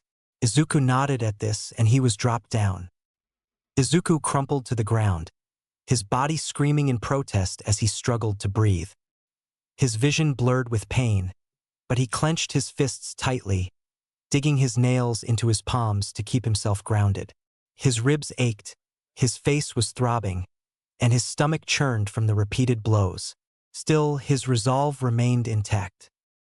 Bakugo sneered down at him, the sparks from his palms flickering like small, menacing fireworks. You're lucky we're letting you off easily this time, Deku, he said, his voice dripping with disdain. But don't think for a second this is over. You pull another stunt like that, and you'll wish you never stepped foot in this school. Inori stood off to the side, her arms crossed as she glared at Izuku. Her telekinesis had left her breathing slightly heavier than normal, but her anger was far from being exposed. You're pathetic, she spat, trying to act tough when you're nothing but a quirkless loser. You should be grateful we even acknowledge you exist. Ichiro stepped back, flexing his fingers as if he were itching for another punch. His enlarged muscles from impact drive began to shrink as he deactivated his quirk, leaving him towering over Izuku with a look of disgust. We're supposed to be family, you idiot, but you're nothing more than a stain on our name. Izuku didn't respond. He didn't trust himself to speak without his voice shaking, and he refused to give them the satisfaction of seeing him break. He slowly pushed himself onto his hands and knees, every movement sending fresh waves of pain through his battered body. Pathetic, Bakugo muttered again, turning to walk out of the alley. Let's go. He's not worth any more of our time. Inori hesitated, her eyes narrowing as she looked down at Izuku one last time. Stay out of my way, Deku, she said coldly before following Bakugo. Ichiro lingered for a moment longer, his expression unreadable. Then he shook his head and walked off without another word, leaving Izuku alone in the dimly lit alley. Izuku just lay staring at the sky that still had some light out, but just enough that it would be sundown in a couple of hours. He coughed up a few more times, wiping the blood from his mouth. How are we supposed to be family when they treat me like shit? He said to himself, turning over to get up. Izuku was crying slightly from the physical pain and emotional pain. Izuku struggled to his feet, his body trembling from the effort. Each movement was agonizing, but he forced himself to keep going. The alley felt suffocating, the shadows closing in around him as his mind raced with thoughts of despair and anger. His tears mixed with the blood on his face, dripping onto the pavement below.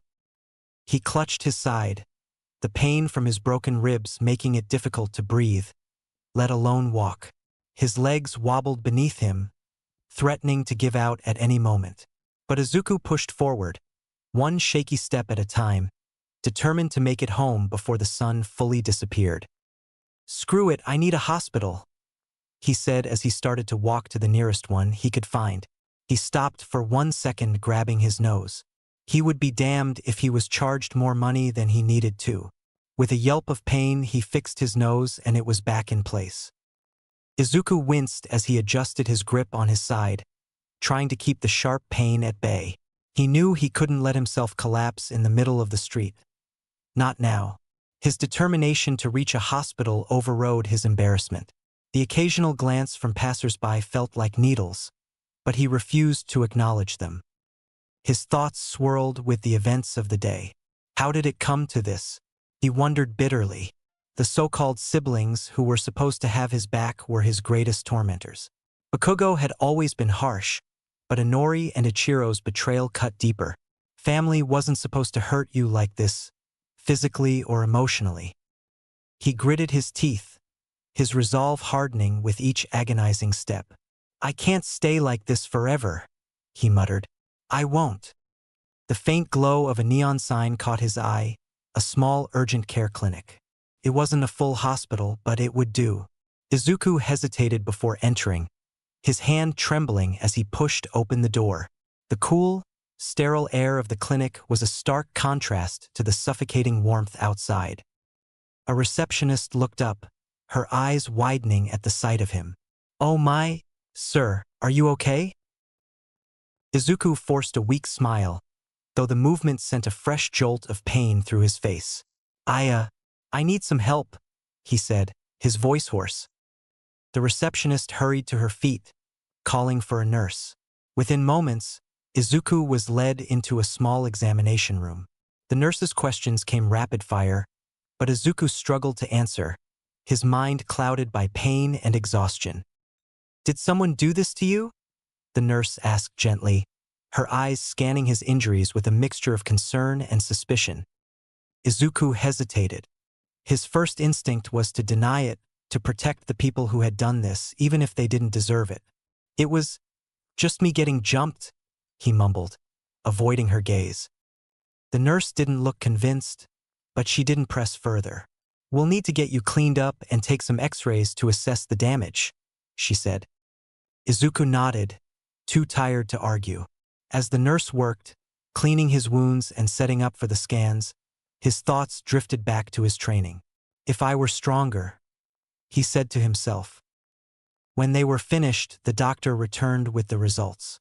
"You've got 2 fractured ribs, a partially dislocated nose, which you already reset, and some severe bruising across your torso and face.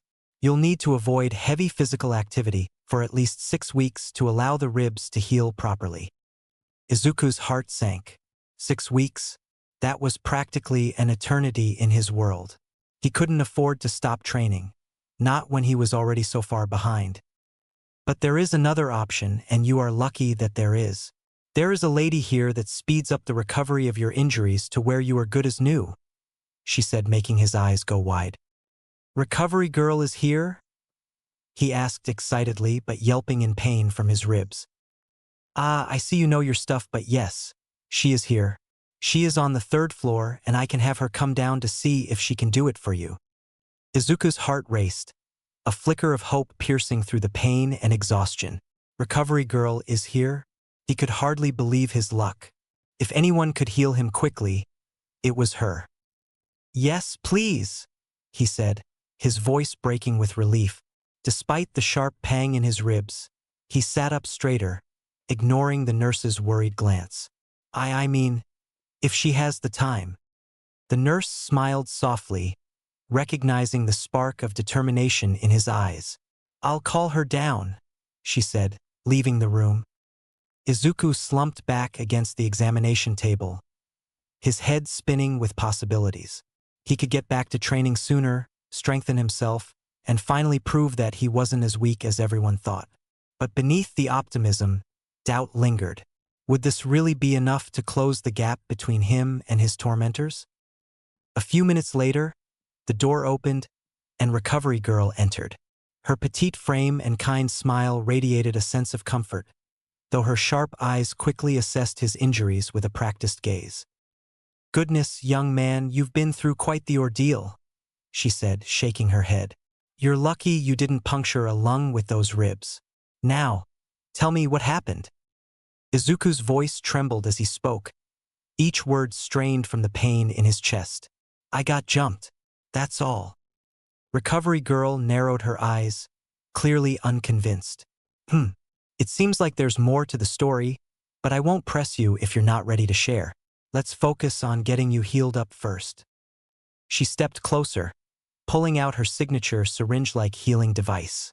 This will use a good amount of your stamina, so you'll need to rest afterward. But you'll be good as new in no time. Izuku nodded eagerly, though his body was still tense from the aches and bruises. Thank you, ma'am. I really appreciate this. Recovery girl smiled kindly, then leaned in to administer her quirk. As her healing energy surged through his body, Izuku winced, feeling a strange warmth spread through his injuries. The pain began to dull, replaced by an odd but welcome fatigue. Within moments, his ribs felt as though they'd never been fractured, and the soreness in his muscles had vanished. There, Recovery girl said, stepping back and wiping her hands on a handkerchief. You're healed, but you'll still feel drained for a while. Go home, eat something nutritious, and get plenty of rest. Do you have someone to help you? Izuku hesitated, the question hitting a sore spot. No, he admitted quietly, looking down. I can manage on my own. Her expression softened, but she didn't push. All right, young man, just promise me you'll take care of yourself. You've been given another chance to keep going, so don't squander it. I won't, Izuku said firmly, his green eyes shining with determination. Say, young man, you look familiar, she said, looking at him closely. Have I seen you from somewhere? She asked.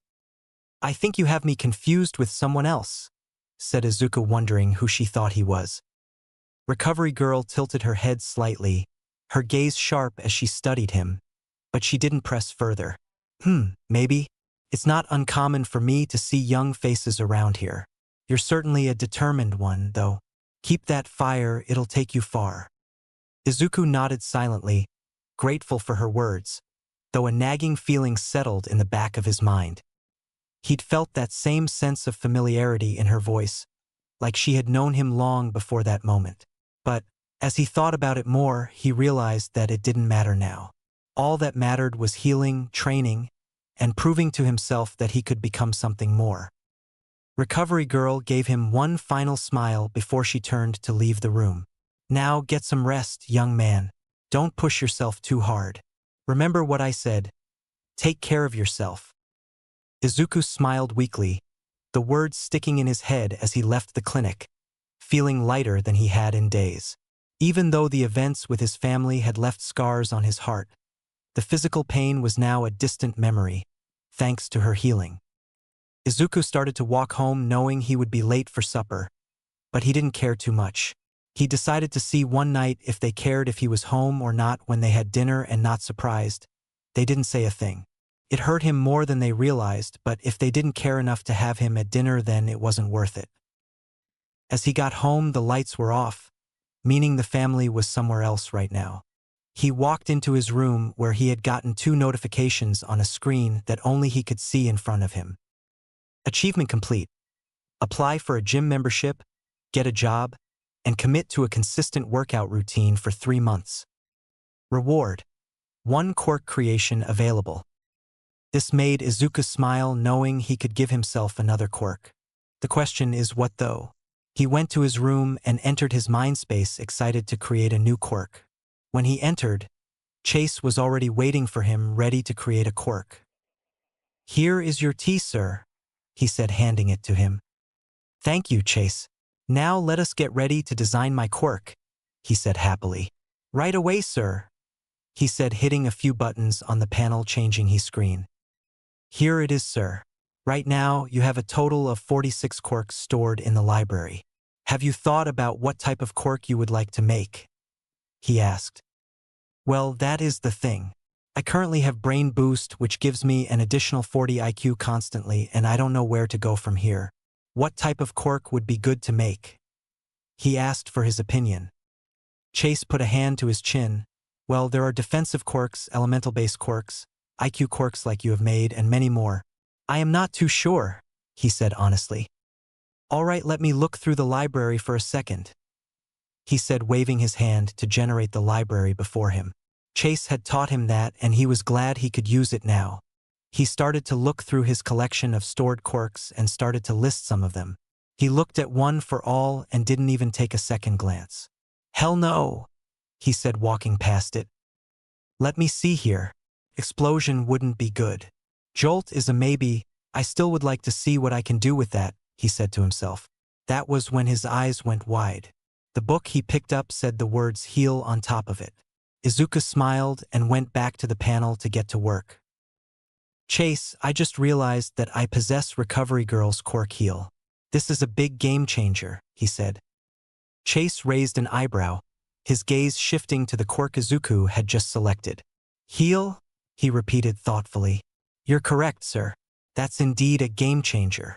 But why did you grab it?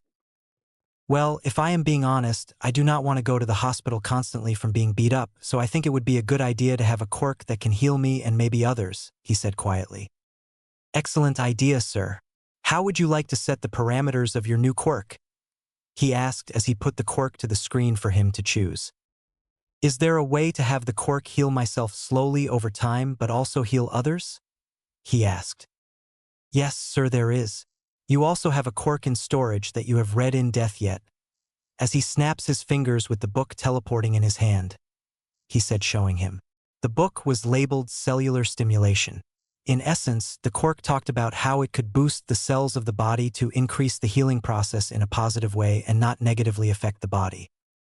That's interesting, Izuku murmured, glancing between the heal quirk and the new book. Cellular stimulation could speed up the healing process. If it enhances the cells of the body to recover faster without causing harm, I think it could work perfectly with heal. Chase nodded in agreement. Exactly, sir.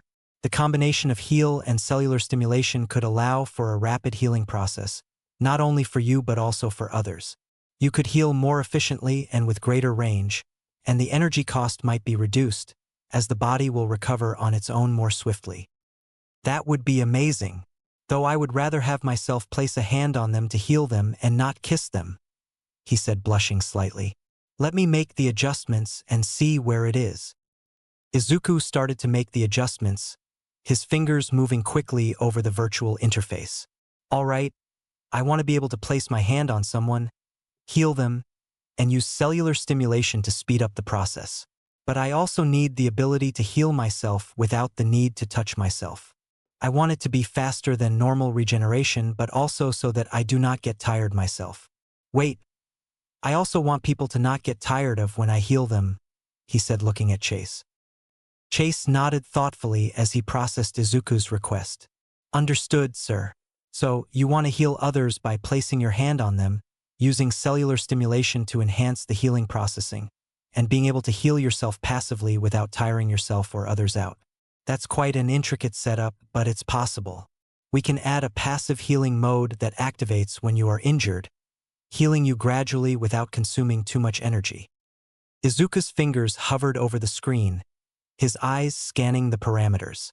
Yeah, I like that. Izuku and Chase finished the parameters of the quirk building process and took a step back to admire their work. All right, what we have is we combined both aspects of the quirks, and it is quite the powerful quirk, said Chase, analyzing it. So, you will be able to regenerate much faster than by normal standards, but we won't know until it is in effect. You will also be able to heal others without draining their stamina like Recovery Girl does, but it is much slower and weaker because you are also healing yourself. Just realize that you do not need to heal yourself manually and that it will be a part of you naturally, Chase said, sipping some tea. All that is left for you to do now is name the quirk. Izuku smiled and thought, I was thinking Cell Surge. Excellent, he said, hitting a few more buttons before a swirling vortex of light appeared just as before. Just as before, sir. Reach out to claim your new quirk, Cell Surge, said Chase, smiling proudly. Izuku reached out eagerly, his heart pounding as the swirling vortex of light swirled before him. The colors seemed to dance around his fingers, vibrating with an energy that felt both foreign and familiar at the same time. He extended his hand, focusing his thoughts on the name he'd just chosen, Cell Surge. The moment his fingers touched the light, he felt a strange, electric pulse run through his body. It was both exhilarating and slightly overwhelming, like his very cells were waking up, stretching and awakening as though they'd been dormant for too long. The light around him seemed to hum with power, before finally dissipating into nothingness, leaving him standing there, still as if nothing had changed. "Did it work?" Izuku asked, turning to Chase, his voice filled with curiosity. He didn't feel any different, but there was a subtle shift in the air around him, as though something new was now embedded within him. Chase, who had been observing the entire process, smiled softly. "It appears so, sir. You've successfully integrated the cell surge quirk into your system. You should be able to heal yourself and others now, and it should be far more efficient than before. It also says that your body will heal 3 times faster than the average body." "That is awesome. Thanks again for everything, Chase," he said, bowing. "It is my pleasure, sir," he said, bowing in return. A new goal appeared in front of Izuku's eyes after they were done bowing to each other. New requirement: collect and store 100 quirks in the quirk library. 46/100. Reward: 1 quirk creation available. Izuku nodded. Simple enough, he said to himself. He smiled at the fact that he was the first to have more than 1 quirk, to his knowledge anyway. Chapter 4. Strings of Fate. 2 weeks later. Izuku sighed as he lay in his bed. It was a Saturday, and it was his day off from damn near everything. No homework, no training because it was his rest, no nothing. He sat up and decided he needed to do something. He got dressed and headed downstairs to head out. He looked to see Inori and Ichiro on the couch watching the latest hero rankings on TV as he went to the door. Inori looked over to Izuku and smirked. "Well, if it isn't my useless brother, Deku," she said, looking over at him. Izuku just ignored her. She never would have said this if their parents weren't around, but he didn't care right now. "Oi, Deku, I was talking to you," she said, sitting up to walk over to him. "Yeah, I know," he said as he was putting on his right shoe. Inori narrowed her eyes, her tone growing more condescending. "Where do you think you're going, huh? It's not like you got any friends." "Yeah, I know I don't. You two made sure of that," he said, pointing at Ichiro and Inori. Inori's expression hardened at his words, and Ichiro, who had been lazily lounging on the couch, sat up at the mention of his name. "What did you just say?" Ichiro's voice was calm but laced with a dangerous edge. Izuku turned slowly to face his older brother, his gaze steady despite the growing tension. "You heard me. You two made sure that your younger brother was made known to the world that he was quirkless, useless, and a waste of space. You remind everyone and myself of that every day. Now, if you will excuse me, I would like to get some fresh air," he said as he finished putting his shoes on, stepping out of the apartment. Ichiro's voice called out sharply just as Izuku reached the door. "Don't walk away when I'm talking to you, Deku." Izuku froze for a moment, his hand lingering on the doorknob. He had always hated that nickname, especially coming from his siblings. It wasn't just the word, it was the weight of their contempt behind it. Slowly, he turned his head to glance back at Ichiro, his expression calm but firm. "I'm not walking away," Izuku replied. "I'm choosing not to waste my time arguing with the two people who always think they are always right," he said, shutting the apartment door. Izuku walked away from their apartment and sighed. "God, that gets old," he said as he was trying to figure out something to do. Izuku wandered down the familiar streets, letting the crisp air fill his lungs. It felt liberating to be away from the suffocating atmosphere of his apartment, even if it meant dealing with the uncertainty of what to do next. His hands were shoved deep into his jacket pockets, and he kept his head low, avoiding the gazes of passers-by. He wasn't in the mood for unnecessary interactions, but the world around him still buzzed with life. "You know, they sure are lucky that I have never thought about ending my life. They would be liable for it, but then again. Quirkless people are treated like garbage anyway," he thought sadly. It still bothered him that no one believed that he wasn't quirkless anymore, but he decided to leave it at that and try to find something to do. As he walked down the street, he saw something out of the corner of his eye, and it was an instrument store. Izuku's steps slowed as he turned his attention to the instrument store. The warm glow of its interior spilled out through the large glass windows, and the sight of neatly arranged instruments caught his eye. Guitars hung on the walls, keyboards lined the back, and various percussion instruments were set up on display stands. Something was inviting about the place, a sense of calm creativity that drew him in. He pushed open the door, a soft chime signaling his entrance. The inside of the store smelled faintly of polished wood and leather, a combination that instantly put him at ease. A middle-aged man stood behind the counter, cleaning a violin with meticulous care. He glanced up at Izuku with a friendly smile. "Welcome. Let me know if you need any help," the man said before returning to his work. Izuku nodded at him and smiled as he looked at the selection. He packed a buttload of money today in case he wanted to have a lot of fun. "Not like that, you perverts."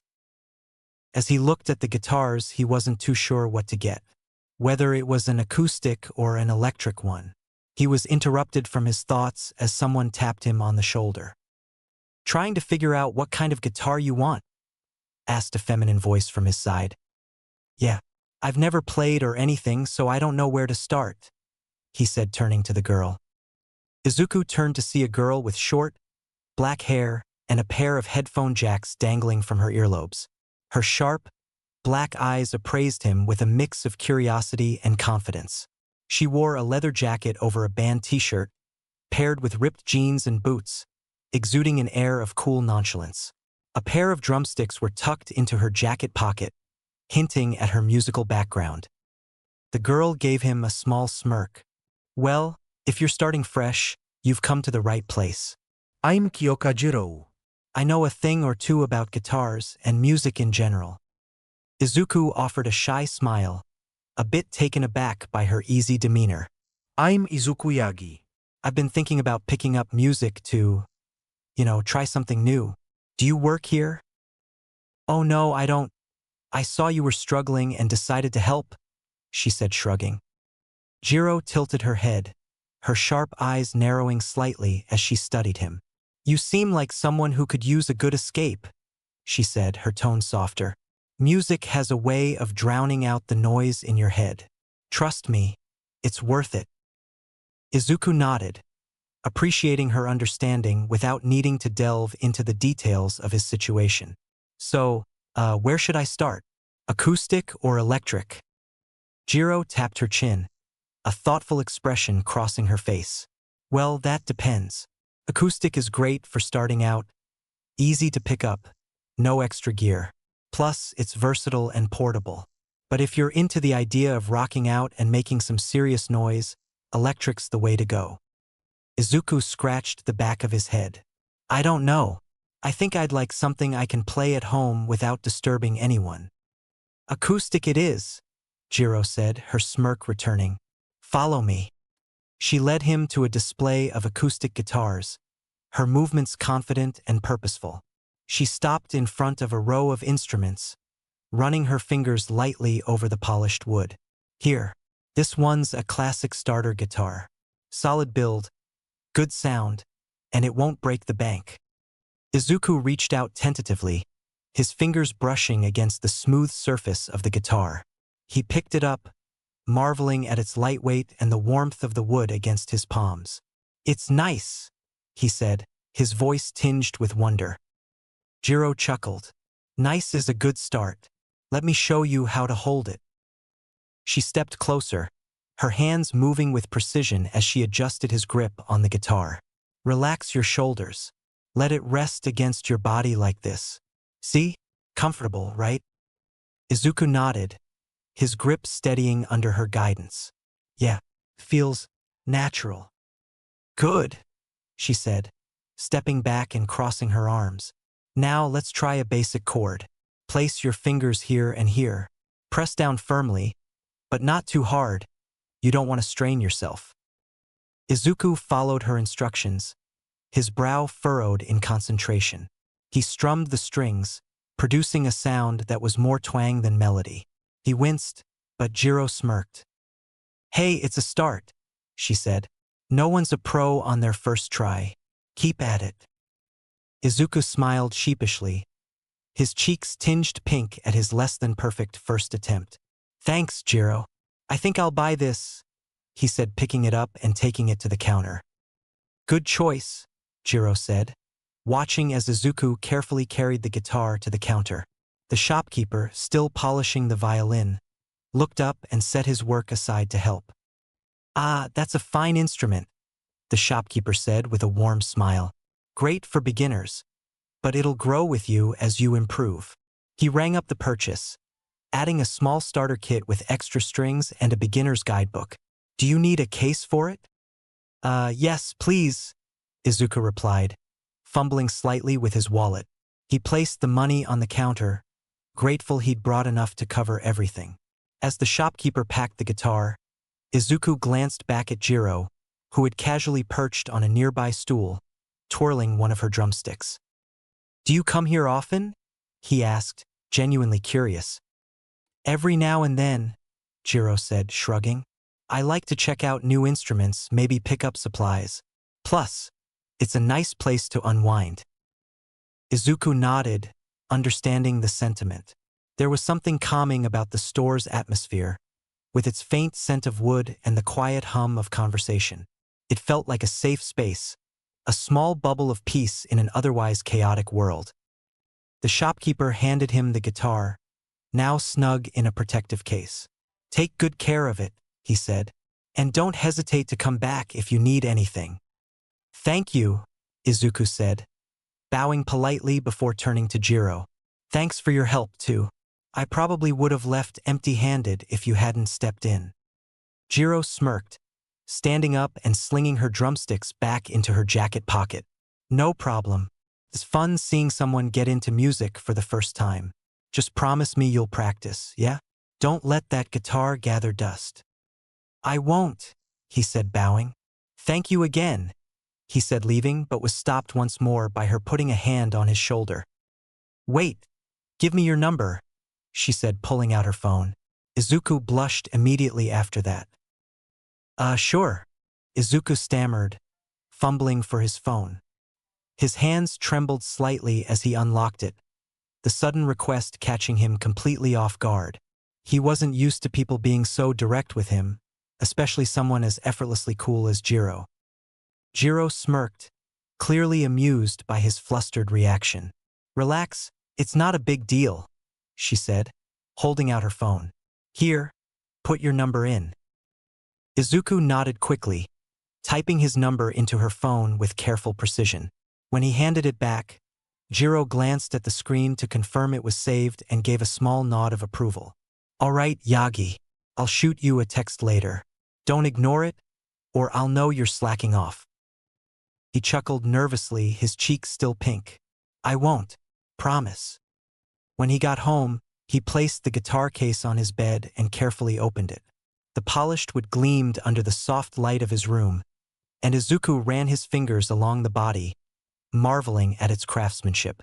He took out the beginner's guidebook the shopkeeper had included and flipped through the pages, eager to get started.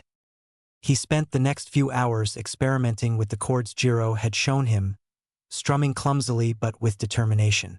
His fingers fumbled over the strings, producing awkward sounds more often than not, but he didn't let it discourage him. Each twang and misstep felt like a small step forward, a piece of the learning process. As the sun dipped below the horizon and the room darkened, his phone buzzed on his desk. He picked it up to find a message from an unknown number. "Hey, it's Jiro. Practicing already, right? Don't tell me you gave up after one day." Izuku grinned and quickly typed a reply. "Of course. I've been practicing for hours. It's harder than I thought, though." Her response came almost immediately. "Good. It's supposed to be hard. But you'll get there. Keep practicing and you'll be good in no time. Say, what school do you attend?" Izuku hesitated for a moment before replying. It wasn't that he didn't want to answer Jiro's question, but it still felt strange to talk about his personal life with someone he'd only just met. Still, She'd been kind and encouraging, so he figured there was no harm in telling her. Aldra Junior High, Izuku typed back, then hesitated before hitting send.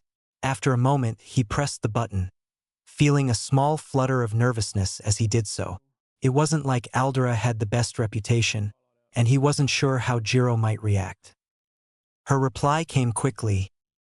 Aldra. Not exactly the most famous school, but I guess it gets the job done. Do you plan on becoming a hero, or are you just doing music as a hobby? I would love more than anything to be a hero, and I am working on becoming one by going to UA High.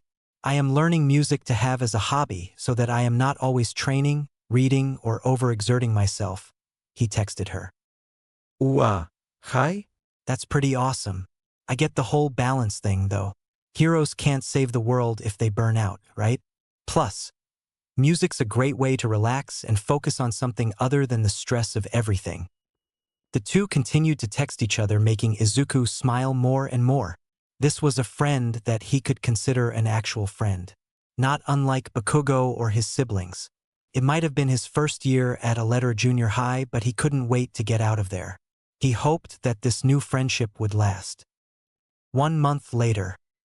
Harder, Izuku, said Arai as he laid out another palm strike at Izuku's chest. Izuku dodged the attack by going for a leg sweep, but his sensei had dodged that one as well. Izuku always remarked that Arai having a triple-jointed quirk was always a pain because he could just dodge about 95% of his attacks. It was likely why Arai used to be number 73 in hero rankings. Izuku quickly rolled to the side, narrowly avoiding a spinning back kick that would have knocked him flat on his back. His heart raced, and sweat trickled down his forehead as he rose to his feet, trying to shake off the growing fatigue. Arai was relentless. His quirk, which allowed him to stretch and twist his limbs in unnatural ways, made him nearly impossible to predict. Every time Izuku thought he had the upper hand, Arai's strange, triple-jointed limbs gave him the flexibility to escape. Come on, Yagi. You've been training for months now. You should be able to land a clean hit by now. Arai's voice was stern but not unkind, a sharp contrast to the playful teasing he sometimes gave during their sparring sessions. Izuku panted, wiping the sweat from his brow. I know. It's just hard to keep up with your quirk. He adjusted his stance, trying to anticipate Arai's next move, his mind running through various techniques he'd learned over the past month. Arai's eyes gleamed with that familiar, calculated amusement as he prepared another attack. Your biggest weakness, Yagi, is that you're too predictable. You're relying too much on what you already know. You need to start thinking outside the box if you want to outmaneuver me. Izuku bit his lip.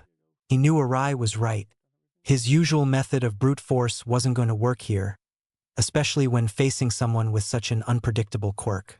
He needed to adapt, to improvise. Just as Arai launched himself forward, Izuku dropped to a crouch and let his opponent pass over him, narrowly avoiding the palm strike aimed at his head. With a burst of speed, Izuku reached out, grabbing Arai's ankle as he tried to spring back. Using Arai's momentum against him, Izuku twisted his body and sent his sensei tumbling to the floor. Arai stared up at him, clearly surprised. Well, Yagi. Looks like you're starting to get it. Izuku, though exhausted, couldn't help but smile. It feels different, but I think I'm getting the hang of it. Arai pushed himself up with a grunt and offered a hand to Izuku. That's what I like to see. You're finally thinking on your feet. Keep this up, and you'll be ready for UA in no time. Izuku had told him that he would like to go to UA a couple of years down the road, and he was one of the few that believed in him. Aside from Jiro, of course, who supported him in his endeavors. Thanks, Arai-sensei, Izuku said, bowing slightly. I'll keep working at it. Arai smirked, crossing his arms. Good. You're making progress, Yagi, but don't let it get to your head. You've still got a long way to go before you're ready for UA. Keep training. Keep pushing yourself. Oh, and one more thing. Izuku blinked, looking up at him. Yes. Arai leaned closer, a mischievous glint in his eyes. Don't forget to ice those bruises. I went easy on you today, but tomorrow, Well, let's just say you might need to start stretching before you even walk through that door. Izuku laughed nervously. Right, I'll make sure to do that. As he left the dojo, Izuku felt a surge of pride and determination. It wasn't just the physical progress he was making, it was the mental fortitude he was building. He'd started this journey unsure of himself, but every sparring session, every lesson from Arai, was helping him believe in his dream of becoming a hero. He felt his phone vibrating and he looked down to see who it was, and it was Jiro. He was honestly happy that him and her had become pretty good friends. He was a lot better at the guitar than he was when he first started playing, and it was because of Jiro giving him advice and pointers. He picked up his cell phone as he walked out of the gym, answering her. "Hello," he said. "Hey, Yagi, I was wondering if you were busy?" she asked curiously. "Not particularly at the moment. I just got done with the gym," he said as she hummed thoughtfully. "Would it be okay if you were to have dinner with my family and me? It's up to you if you want," she said, not wanting to force him. Izuku hesitated for a moment, caught off guard by the invitation. Dinner with Jiro's family? It felt like a big step, considering they'd only known each other for about a month.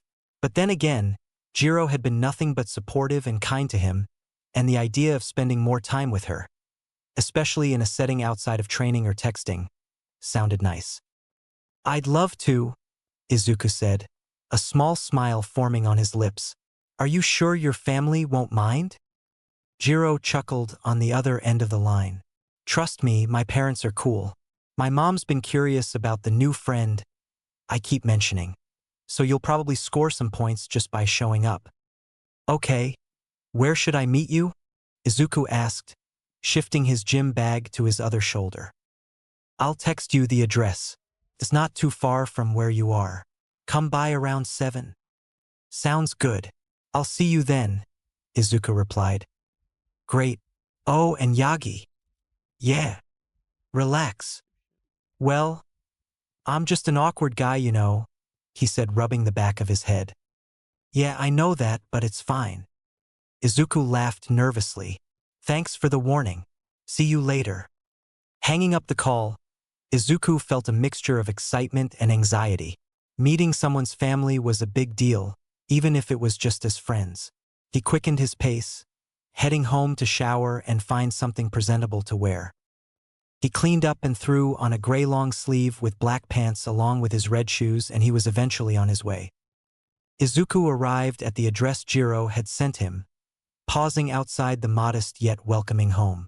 He took a deep breath, trying to calm the nerves swirling in his stomach. "Relax," Jiro had told him. Easier said than done. He adjusted the strap of his gym bag, then checked his phone to confirm the time. 6:55 p.m. Right on time. The front door opened just as he reached it, and Jiro stepped out, her usual cool demeanor lightened by a warm smile. She wore a casual hoodie and jeans, her headphones draped around her neck. "Hey, Yagi. Perfect timing." "Hey," he replied, smiling back. "Thanks for inviting me." "No problem. Come on in," Jiro said, stepping aside to let him in. "Mom, Dad, he's here," Jiro called out, guiding Izuku into the living room. Izuku was met by the sight of her mother first, and it was pretty obvious from there where she got her looks from. It looks like she also got her quirk from her, as she had the same earphone jacks that she had. Her mother greeted him with a warm smile that radiated genuine kindness. "You must be Yagi. Jiro's told us so much about you," she said, extending her hand. Izuku shook it, his nerves slightly easing at her welcoming demeanor. "It's nice to meet you, Mrs. Jiro. Thank you for having me over." "Please call me Mika," she insisted. "And this is my husband." Mr. Jiro entered from the kitchen, a tall, slightly intimidating man with a serious expression. However, as he approached, his face softened into a friendly smile. "Welcome, Yagi. I'm Kyotoku. Hope you're hungry. I made plenty of food." Izuku nodded quickly. "Yes, sir. Thank you for having me." "Dude, you can chill, my dad doesn't bite," she said, trying to calm him down. Izuku could have sworn that he saw her dad give him a glare which made him look down at the ground. Jiro noticed Izuku's unease and quickly stepped in, giving her dad a pointed look. Seriously, Dad? Stop trying to scare my friends. It's not funny. Kyotoku held up his hands in mock surrender, a sly grin spreading across his face. All right, I'm just messing with the kid. Izuku managed a small laugh, though his heart was still racing. It's okay. I'm just not used to meeting new people like this. Mika smiled warmly. You're doing just fine. Come on, let's sit down. Dinner's ready. The dining table was already set, with bowls of steaming rice, grilled fish, miso soup, and an assortment of side dishes that made Izuku's stomach rumble. He took a seat across from Jiro, her father sitting at the head of the table and her mother to his right. So, Yagi, Mika began as she poured tea into their cups. Jiro tells us you're planning on going to UA. Izuku blinked at the question, momentarily caught off guard. Oh, yes, ma'am. I plan on going there one day and I am training hard to make sure that happens. Well, isn't that a surprise? Our little Jiro said she has been planning to go there for some time too. 4 years in fact, said Kyotoku, taking a drink of his tea. Izuku glanced at Jiro, who shrugged casually but couldn't hide the faint blush creeping up her cheeks. Yeah, well, I've been working on it, she said, picking at her rice. It's not like I talk about it all the time. Mika smiled knowingly. She's been dedicated to music and training to be a hero since she was little. We always knew she'd aim high. But the question is, who is your favorite hero? Asked Kyotoku. Izuku thought about it. He would have said All Might, but after recent events it had changed. Truth be told, I don't have a favorite hero. I like Endeavor, Edgeshot, Mirko, Death Arms, and a bunch of other ones, said Izuku, hoping it was a good answer. Kyotoku raised an eyebrow, clearly intrigued. Not All Might, huh? Most kids your age are obsessed with him. No, not him too much. I'm not saying he isn't great, but there are so many other heroes, he said, a little embarrassed. Kyotoku nodded slowly, leaning back in his chair. Fair enough. Sorry for not asking you this earlier, but tell us a little about yourself, he said, narrowing his eyes at him. Izuku couldn't seem to look him in the eyes and looked at his dinner instead. Well, my name is Izuku Yagi. I am 12 years old and go to Aldra Junior High. I love to learn a lot of different things and I plan on becoming a hero one day. Hopefully the greatest, he said, smiling slightly at that last part. Jiro's father still held his expression at him, making him feel less confident. Dad, can you not stare him down like he's on trial? Jiro said with an exasperated tone, shooting her father a pointed look. Seriously, he's not here to defend his life choices to you. Kyotoku blinked, then chuckled, leaning back in his chair and raising his hands in mock surrender. All right, I'll ease up. Sorry, kid. Habit of mine. I like to know the kind of people my daughter spends her time with. Izuku managed a small smile, though his heart was still racing. It's okay, Mr. Jiro. I understand. I just want to make a good impression. It's all right, Yagi. My dad normally isn't this bad, said Jiro, sending a glare of her own his way. Kyotoku raised his hands in defense, looking more amused than apologetic. All right, no more interrogations. I'll behave, I promise. He leaned back in his chair, his expression softening. I just want to make sure anyone my daughter hangs around is someone I can trust. Izuku felt the tension in the room ease a little as the conversation shifted. Mika smiled warmly at him, offering some comforting words to balance out her husband's rough edges. Don't mind him, Yagi. He just worries, like all fathers do. She patted Kyotoku's arm playfully. It's nice that you're so focused on your future. Hero or not, it's important to aim high. Izuku nodded, feeling more at ease with the light-hearted atmosphere. Thanks, Mrs. Jiro. His eyes shifted over to Jiro, who had returned to picking at her rice. I, also really admire the way you balance everything, Jiro. Music, hero training, school. It's inspiring. Jiro glanced at him, her cheeks a little pinker than before. It's hard, but it is doable. Izuku smiled softly, sensing the faint warmth in Jiro's voice. I can imagine. Balancing all those things must be tough. But you seem to handle it really well. He glanced at her, noticing how she seemed to shrink into herself slightly, as if trying to avoid the attention but still unable to hide the pride in her eyes. It's not always easy, Jiro admitted, shifting her attention to her plate. There are days when everything feels like it's falling apart, but I don't give up. I can't afford to. Her determination resonated with Izuku. He admired it. It reminded him of his own struggles, his own daily challenges in training, school, and trying to prove himself as a hero. I get that, he said softly, his gaze settling back on the food in front of him. But I think it's worth it, right? Even when it feels hard. Mika chuckled, her voice warm and understanding. Exactly. It's those tough times that help you grow, Yagi. You'll face obstacles along the way, but it's how you handle them that counts. Izuku nodded, feeling encouraged by her words. He could see why Jiro had inherited that tenacity from her mother.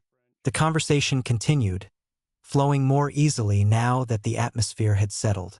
They shared stories about their days, small details about what life was like for them, from the latest news in the hero world to funny anecdotes from Jiro's childhood. Izuku found himself laughing along, the tension in his chest slowly loosening as he felt more comfortable in their company. After dinner, the two parents told the kids to go into the living room to go and relax while they handled the dishes. While they were chilling out and watching television, Jiro decided to ask a question that was on her mind. Say, Yagi, you haven't talked much about your family. Is there a reason for that? You don't have to answer if you don't want to, she said, trying not to force him. Izuku looked at her and sat up. No, I should tell you anyway, he said, turning to face her. Truth be told, my relationship with my parents is strained, he said, thinking about how his father Toshinori told him to give up his dream to be a hero, with his mother silently supporting it. Jiro blinked in surprise, not expecting Izuku to open up so quickly. She noticed the way his shoulders tensed slightly, the way his hands gripped his knees as if grounding himself. Strained? What do you mean? She asked softly, her tone careful. Izuku hesitated for a moment, searching for the right words. Well, my dad, he's always been strict about what he thinks I should do with my life. And when I told him I wanted to be a hero, he didn't take it well. He said I wasn't strong enough, that it was too dangerous. His voice faltered for a moment, but he pressed on. He wanted me to focus on something else, something he thought was more realistic. And my mom, she didn't exactly argue with him. She just went along with it. Jiro frowned, leaning forward slightly. That's rough. So they don't support you at all? Izuku shook his head. Not really. All the studying, training, martial arts, and all that stuff. I have been doing this without their knowledge. Then there is the problem with my siblings. I am the youngest of triplets, and my older brother and sister are given a lot more attention than me when it comes to that type of stuff. They were given powerful quirks and have the full support of my parents. Izuku paused for a moment, his expression pained but resolute as he continued. My brother, Ichiro, has a quirk that can amplify his body tremendously to give him strength, speed, agility, and more, while my sister, Inori, has an incredible telekinesis quirk, allowing her to lift things as heavy as fridges and is even trying to lift cars. Jiro listened intently, her gaze soft but focused. That sounds horrible. Yeah, it is, but I am going to prove that I can be a hero. Just as much as they can, he said, clenching his fist. Jiro studied Izuku carefully, noting the fire in his eyes despite the pain etched on his face. She admired his determination. It was a trait she'd noticed in him since they first met, and now she understood where it came from. I believe you can, Yagi, she said softly, her voice filled with sincerity. You've already proven so much just by pushing forward, even without their support. Her words hit him harder than he expected, and for a moment, Izuku didn't know how to respond. He felt a lump in his throat, but it wasn't the kind of heaviness he usually carried. It was something lighter, something comforting. Thanks, Jiro. I don't hear that kind of thing very often. Jiro smirked, trying to lighten the mood. Well, maybe you should hang out with better people more often. Izuku chuckled, the tension in his shoulders easing. Maybe I should. The rest of the evening went on just fine and it was soon time to leave. I guess I should be heading back soon, he said, a tinge of regret in his voice. It had been a long time since he'd felt so at ease, and leaving felt like stepping out of a bubble of warmth and safety. Jiro shrugged, though there was a flicker of something unspoken in her expression. Yeah, I guess you should. Don't want your parents to worry or notice you're gone, right? Izuku chuckled softly, though there was a hint of sadness behind it. Yeah, something like that. Jiro's parents appeared at the doorway, Mika drying her hands on a dish towel and Kyotoku leaning casually against the frame. Mika smiled warmly. Heading out, Yagi? You're welcome to stay longer if you want. Thank you, Mrs. Jiro, but I should get going, Izuku said, bowing politely. I really appreciate you having me over. Dinner was amazing, and it was nice being here. That is good, kid. Safe travels to you, said Jiro's dad, waving at him. Thank you. Thanks again for having me here, Jiro. I'll see you later, he said, waving and smiling back at her. Yep, bye, she said, waving back as he shut the door. Mika looked at her daughter and smiled. What a sweet boy. You were kidding when you said he was awkward. Jiro sighed, slumping into the couch after the door clicked shut behind Izuku. He's not that awkward, Mom. He's just shy, that's all. She tried to sound nonchalant, but the warmth in her tone betrayed her. Mika chuckled, settling next to her daughter. Shy, maybe, but there's something endearing about the way he speaks.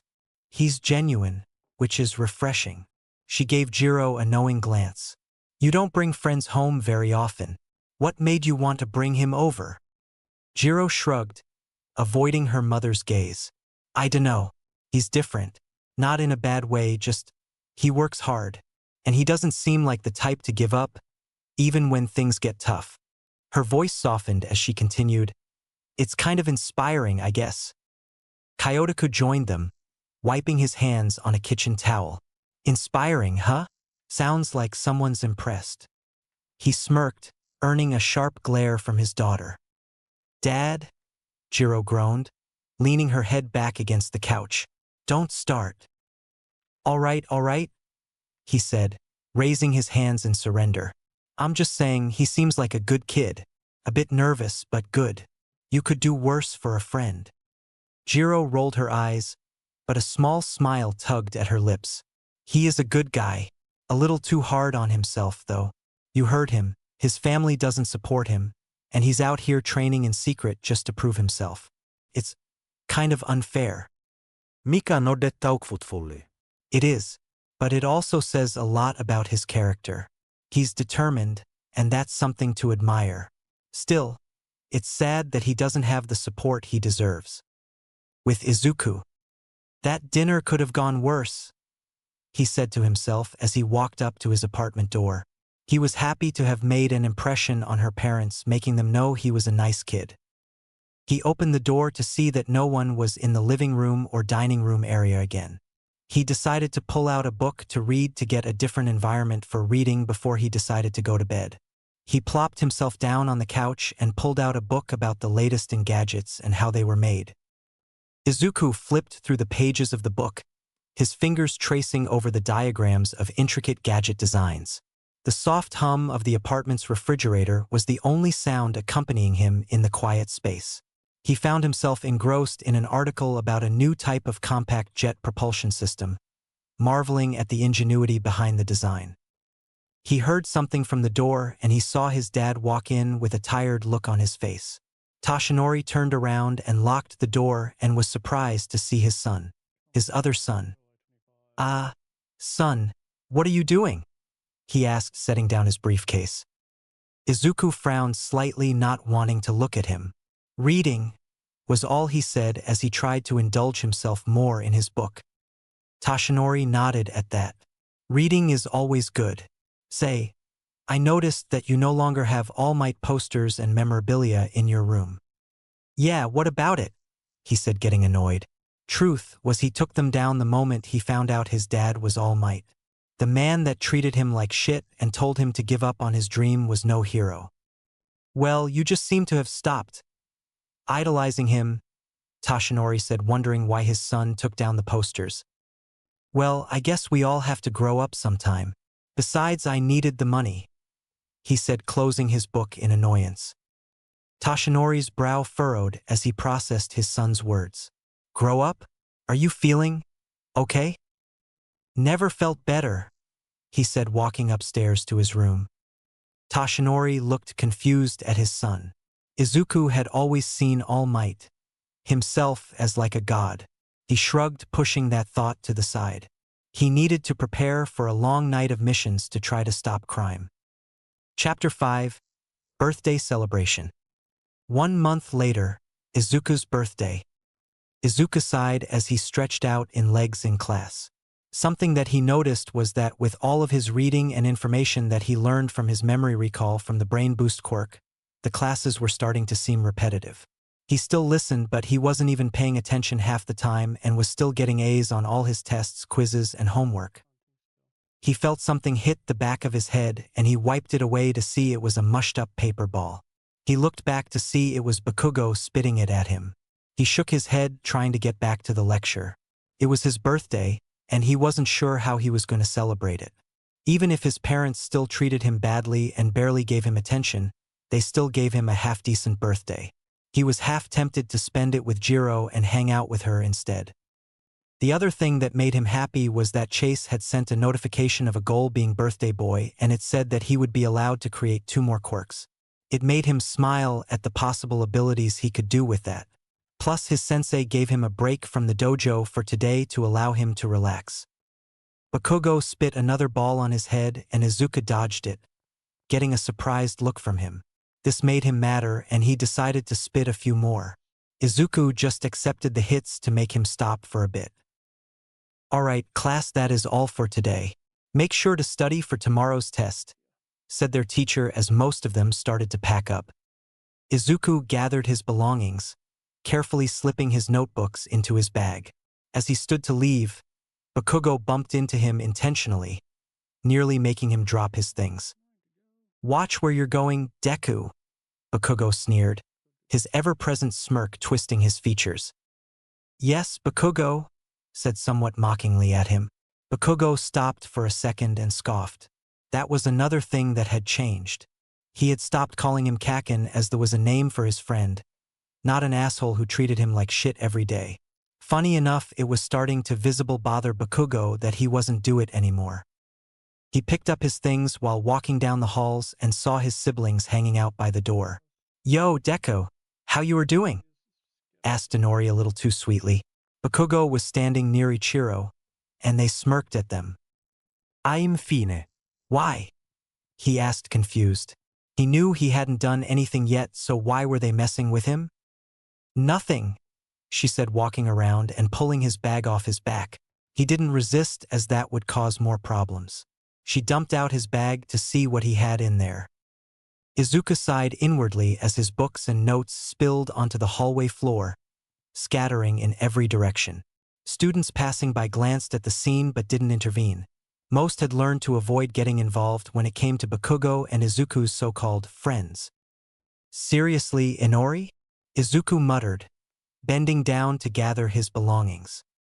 He kept his voice calm, though irritation simmered just beneath the surface.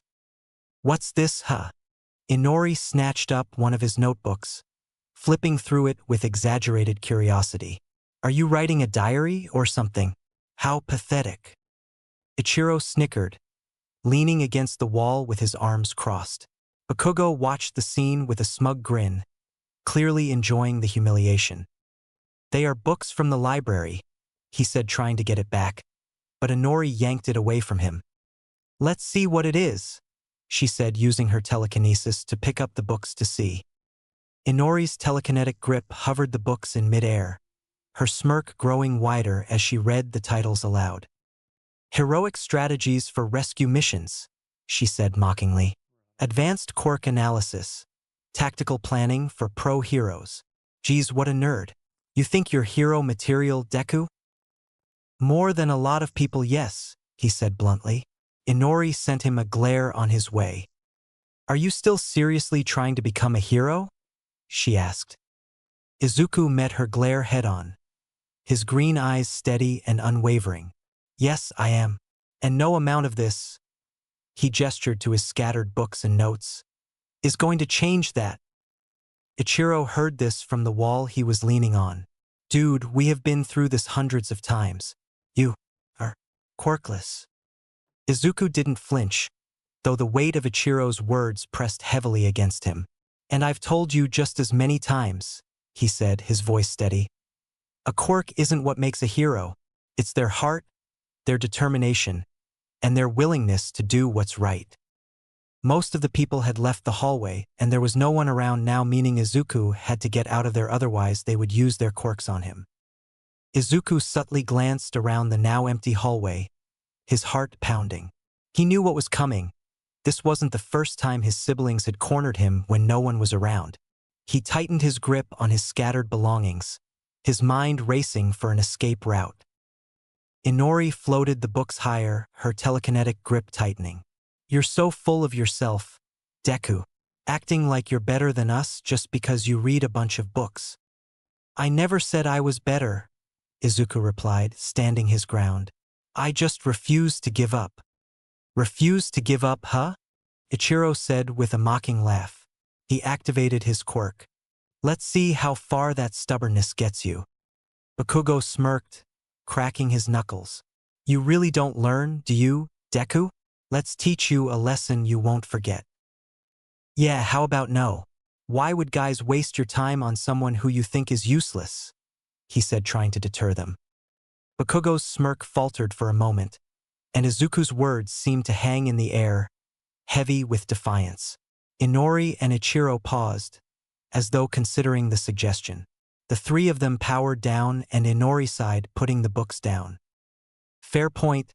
Glad to see that you are seeing yourself as useless now, said Inori, walking away from him with Ichiro and Bakugo following them. Bye, loser, she said before shutting the door. He sighed at this. He will never understand why the hell they get a sick kick out bullying him. Not to mention that if he fought back then, they would fight back harder. He needed to get an offensive quirk created soon so he could better defend himself. He walked outside and didn't seem to notice his purple-haired friend. Yo, Yagi, called out Jiro, leaning up against the wall. Izuku blinked, snapping out of his thoughts at the sound of Jiro's voice. He hadn't noticed her standing by the wall, her arms crossed as she waited for him. A small smile tugged at his lips, and he walked over to her, trying to shake off the frustration he still felt from the earlier encounter with his siblings.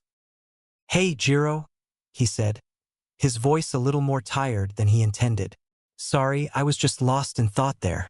Wait, what are you doing here? Your school is like 45 minutes away from here, he said, wondering.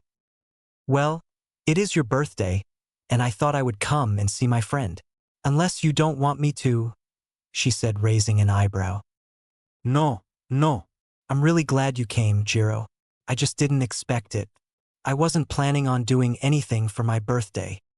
Jiro's expression softened in response, and she stepped forward, gently nudging his shoulder with hers.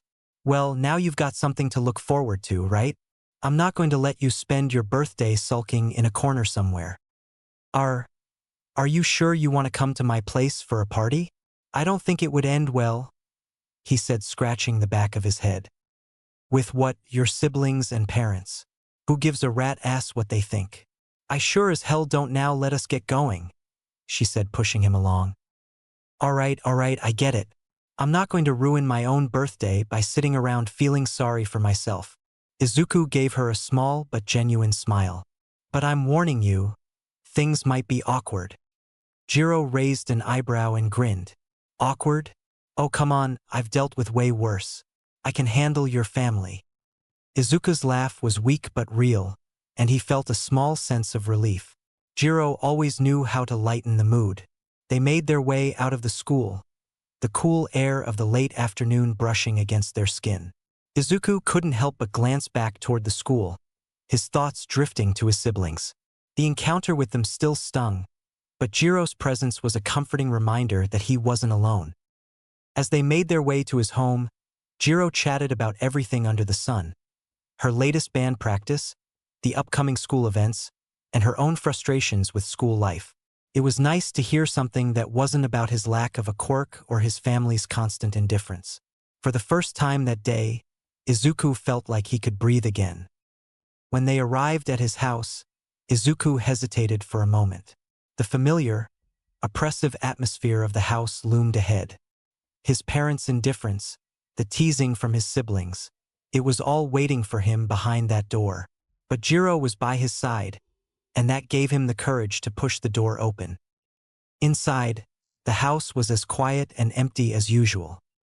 His parents were nowhere to be seen, and his siblings were probably off doing their own thing, leaving him with the distinct impression that he was an afterthought, even on his own birthday. "Come on, let's do this," Jiro said, her voice full of determination. She looked around the house, her expression a mix of curiosity and mild disdain. "Wow, this place is like a ghost town. You live here, huh?"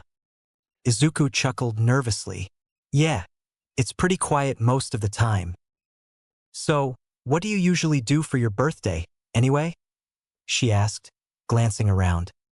"Oh well, I don't really do much," he said, flustered. He really was not used to this feeling of having someone over for him and him only. Izuku scratched the back of his head awkwardly, not used to having someone genuinely interested in what he did for his birthday. The house was always so empty, so quiet, that it had become normal for him to just let the day pass without any fanfare. But now, with Jiro here, it felt different. "I don't know," he muttered, glancing around. "I usually just read or work on stuff for school. My parents don't really make a big deal out of it, and my siblings." He trailed off, unsure of how to finish that thought without making things worse. He didn't want Jiro to feel sorry for him. Jiro's gaze softened as she observed him. She walked over to the kitchen and opened the fridge, peeking inside. It was just as empty as the rest of the house, and she raised an eyebrow. "Looks like no one's even bothered to stock up for you." Izuku shrugged, trying to play it off as if it didn't bother him. "It's fine. I don't need anything." Jiro turned around, hands on her hips. "I don't know, man. I'm not about to let you spend your birthday alone in this place, especially without even a little celebration. How about we get some food and hang out? I can't be the only one who thinks that sounds like a decent plan for a birthday." Izuku blinked, the offer catching him off guard. It had never even occurred to him to do something like that. Going out with Jiro, having a meal, and just enjoying his day without the usual weight of his family's neglect hanging over him. It sounded too good to be true. I don't want to inconvenience you," he said hesitantly, glancing at her. "It's not a big deal, really." Jiro rolled her eyes and stepped closer, placing a hand on his shoulder. "Stop that. You deserve to enjoy your day, and I'm going to make sure you do. It's not an inconvenience, all right?" Izuku couldn't help but smile at her insistence. Maybe it wasn't such a bad idea after all. Maybe it was time to actually do something for himself, to not let his family's indifference dictate how his day went. "Okay," he said with a small nod. "Let's go get some food. I think I could use a change of scenery." "Good choice," Jiro said, grinning. "Let's get out of here." Izuku followed Jiro as she led the way down the street, not sure exactly where they were going, but happy to be in her company. They didn't need to say much. It felt like the kind of quiet companionship where words weren't necessary. Eventually, Jiro stopped in front of a small diner, its neon sign flickering in the twilight. The warm light spilling from the windows made it look inviting and cozy, the kind of place where time seemed to slow down. "How about here?" Jiro asked, turning to Izuku with a smile. Izuku looked up at the dinner and nodded. It wasn't fancy, but it didn't need to be. It was the kind of place that felt like it could offer comfort, warmth, everything he needed right now. "Yeah, this looks perfect." They walked inside, and the friendly bell above the door chimed as they entered. The diner was warm, with the smell of freshly cooked food in the air. A waitress greeted them with a bright smile, and they took a booth near the window. Jiro immediately grabbed the menu and started scanning it, while Izuku just sat there for a moment, taking it all in. "So, what's the birthday boy in the mood for?" Jiro asked, raising an eyebrow as she flipped through the pages of the menu. Izuku glanced at the menu, but nothing really jumped out at him. He wasn't used to picking out food for himself. It was usually something his parents or siblings handled. But with Jiro here, it felt a little different. He thought about what he usually liked but never really got. "I'll have the pancakes," he said after a moment, surprising himself a little. It was something simple, comforting, something he'd never asked for at home. But today he felt like it was okay. Jiro nodded approvingly. "Pancakes, huh? Good choice. I'll take the waffles. We'll both have a sugar overload." Izuku laughed softly, the tension in his chest loosening just a bit more. He wasn't sure why, but it felt good to do something spontaneous. Something for himself. The waitress came by shortly after, and they placed their orders. As she walked away, Jiro leaned back in the booth, crossing her arms over her chest. "So, what's your deal with your family?" she asked, her voice quieter now. Izuku felt the question catch him off guard. He hadn't expected her to ask. It wasn't something he liked talking about. But looking at her, he could see that she wasn't asking out of pity or judgment. She was genuinely curious, genuinely concerned. "It's a long story. My family. Let's just say they don't exactly see me as important." Jiro tilted her head, her gaze steady. "What do you mean?" He sighed, realizing there wasn't much point in sugarcoating things. "Well, my siblings all have quirks, powerful ones too. They've always been the center of attention. You know how I said I had a quirk? Turns out I was a late bloomer and got it much later than a lot of other kids. I tried to tell them I had one, but they never believed me.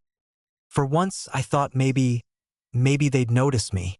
Maybe they'd finally see that I wasn't just the quirkless kid." He paused, his gaze dropping to the table. "But they didn't.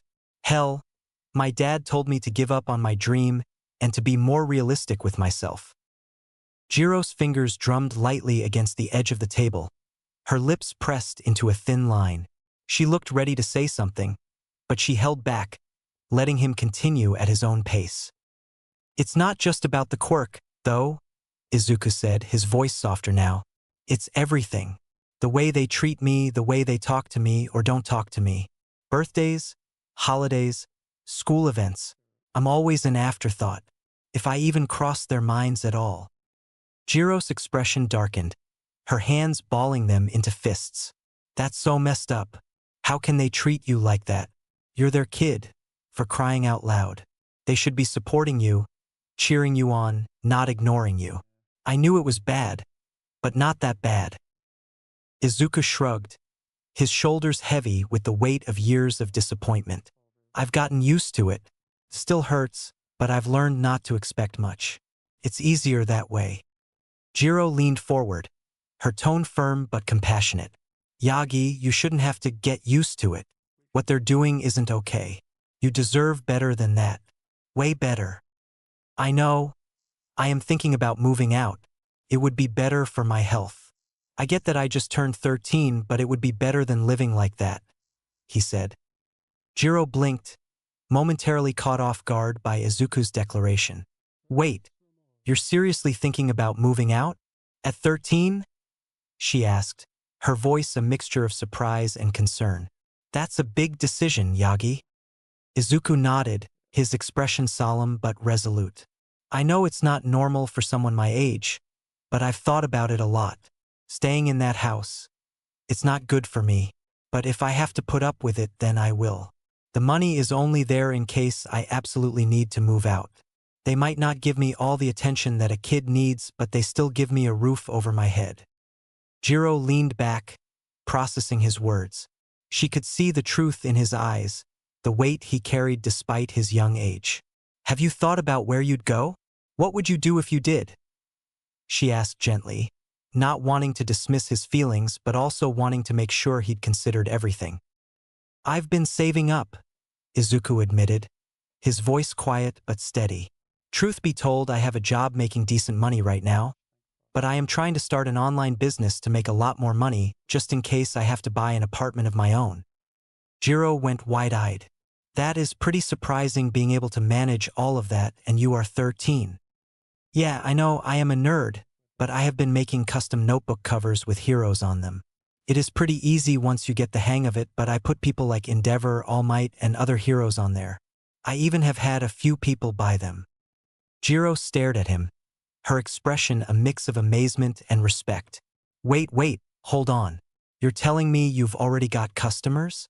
Like, actual people buying your stuff?" Izuku nodded, a small smile creeping onto his face. "Yeah, it started with just a few people in my neighborhood. Word got around, and now I've got a small online store. It's not making a ton of money yet, but it's growing.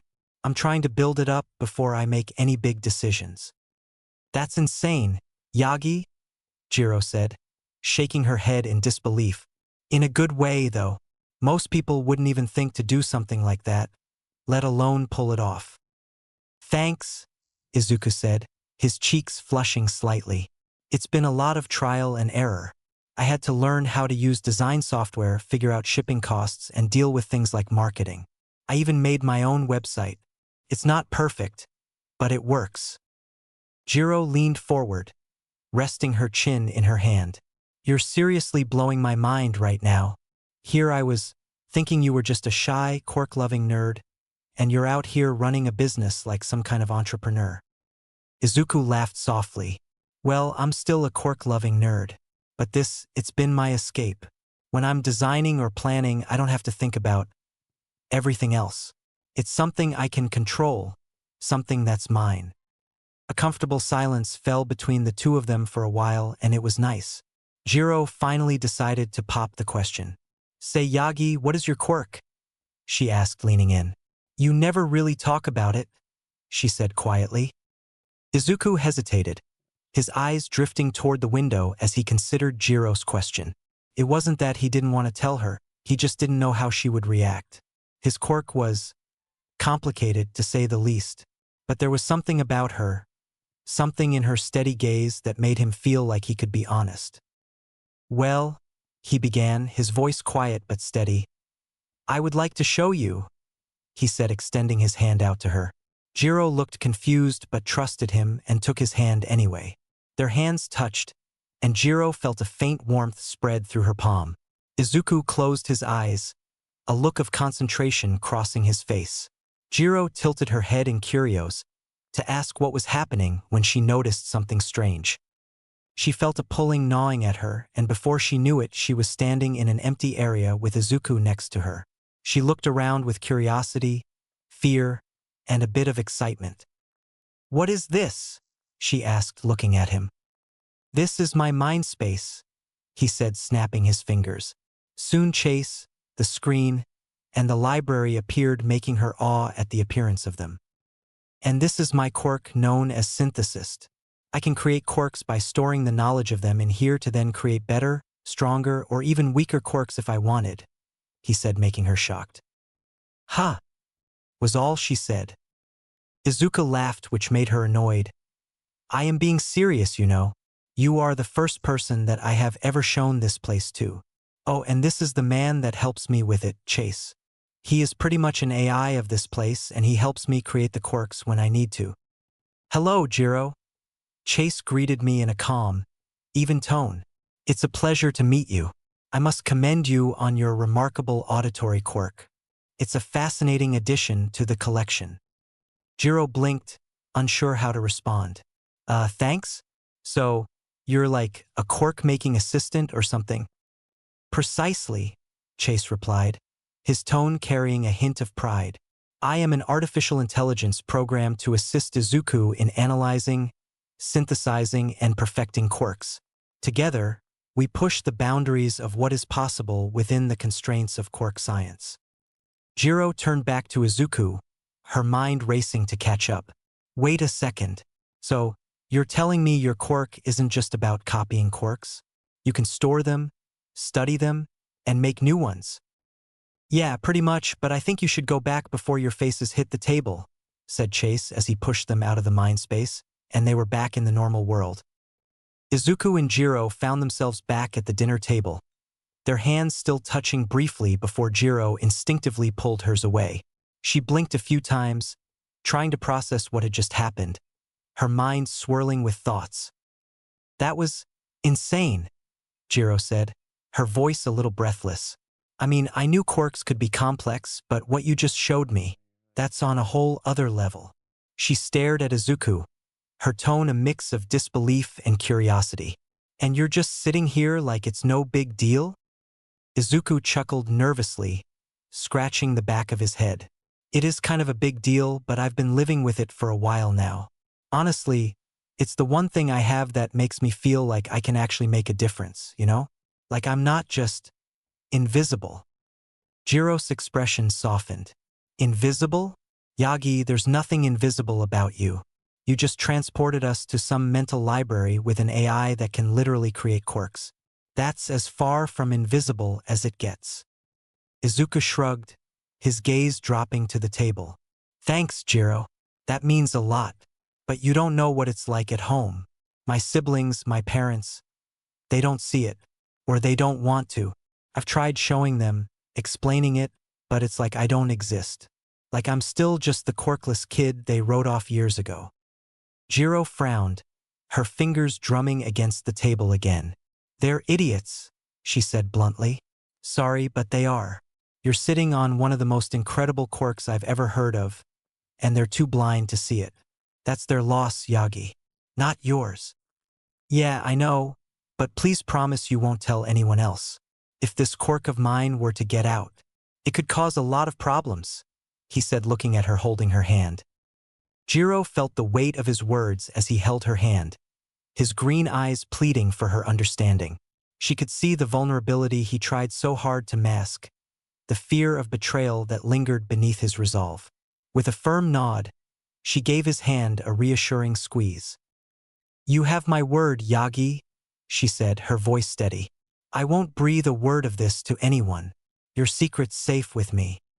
Izuku let out a breath he hadn't realized he'd been holding. Thank you, Jiro. It means a lot to me. I'm not sure I could handle it if people started looking at me like I'm some kind of science experiment. Sue, what quirks have you made? She asked, leaning in, fascinated to know. Izuku smiled at the way she looked. My first quirk is called Brain Boost. It continuously always gives an additional 40 IQ to me with no problems. My second quirk is called Cell Surge. I can heal people with physical touch as well as me having a faster healing factor. The next couple of hours were just talking about his quirk and how it worked, as well as other topics such as music and Izuku's business he was starting. Soon it was time to go, and Jiro and Izuku walked outside to head home. As they stepped outside, the cool night air greeted them. The stars shone brightly above, and the soft hum of the city echoed in the distance. Izuku felt a sense of calm, though a lingering feeling of uncertainty remained. He just shared something deeply personal, and Jiro had taken it in stride, offering her support without hesitation. That felt good, but it also made him question just how much more of himself he could reveal. Well, this has been a lot, Jiro said, glancing at Izuku as they walked down the street. I mean, I knew you were talented, but this whole quirk creation thing? That's next-level stuff. Yeah, but aside from that, Jiro, I really appreciate what you did for me today. You didn't have to, but you still did it. Thank you for a great birthday. It was the best in a long time. Jiro smiled warmly, glancing at him out of the corner of her eye. I'm glad you had a good birthday, Yagi. And hey, it was the least I could do. You've been carrying so much on your shoulders, and today, well, I just wanted to make sure you felt seen. You deserve that, you know? Besides, I got you a gift, she said, pulling it out. Izuku blinked in surprise as Jiro pulled a small, neatly wrapped box from her bag. A gift? For me? He asked, a bit taken aback. Yeah. You didn't think I'd let you off without a present, did you? Jiro said with a mischievous grin, holding it out to him. Izuku took the gift and they both stopped in the middle of the street. Izuku carefully unwrapped the box, revealing a beautiful, sleek notebook inside. The cover was made of deep brown leather, soft to the touch, with an embossed symbol on the front that looked like a star surrounded by swirling lines. It was simple, yet it had a certain elegance about it. He ran his fingers over the edges of the cover, intrigued by its quality. This is really nice, Izuku said, looking up at Jiro with wide eyes. He didn't expect a gift like this, especially considering how much else she'd already done for him. Jiro smiled, a little embarrassed, but her expression was full of affection. I thought it might be something you'd like. I know you've got a lot of ideas floating around, and well, you're always jotting things down on scrap paper or napkins. I figured you might need something a little more official, you know? She gestured toward the notebook, her voice softening. Something to put all your dreams and plans in. A place to write down your future. Izuku felt his chest tighten with emotion as he looked at the notebook. The gesture was so thoughtful, and it spoke volumes about how much Jiro understood him. She didn't just see him as the quirky, sometimes awkward guy trying to find his place in the world. She saw the potential, the drive, and the dreams that had been quietly growing within him for years. I don't even know what to say, Izuku mumbled, his voice barely above a whisper. This is perfect, Jiro. I never really had a place to put all the things I want to do, all the things I want to build, and this is exactly what I needed. Well, that is good. You could even use that to put down your hero analyses down if you want so that it isn't on old yellow paper, she said as she started to walk again. That would be dope, said Izuku, still smiling at his gift. Please do not use the word dope in a sentence ever again, she said. Izuku chuckled nervously at Jiro's comment, his smile widening. Right. No more dope. I'll stick to the classics. Jiro gave him a side-eyed glance but couldn't help the soft smile that tugged at the corners of her lips. Good choice. She nudged him with her elbow playfully. Anyway, I'm glad you like it, but seriously, don't go filling it with just hero analysis. You've got a lot of other ideas too, right? You should write those down too. Oh, I will, 'cause I am a certified nerd, he said, pointing at himself. Jiro rolled her eyes but couldn't suppress her smile. Certified nerd, huh? Well, at least you're owning it. Soon they arrived at Jiro's house and Izuku still had that same smile on his face at the gift he was given. And Jiro was glad he liked it. Thanks again for everything, Jiro. You are a dope friend, he said, hugging her and catching her by surprise. She had a slight tinge of pink on her cheeks as she hugged him back. I thought I told you to not use dope in a sentence. Izuku pulled back from the hug with an apologetic smile, still holding onto the notebook. Sorry, I couldn't help it, he said sheepishly. But seriously, you're one of the best friends I've ever had. I'm lucky to have you in my life. Jiro's earphone jacks twitched slightly, and she started to fiddle with one of them. Well, I'm glad you are here too, but let's do our best no matter what we do, she said. Izuku nodded, his expression softening as he met Jiro's eyes. Yeah, you're right.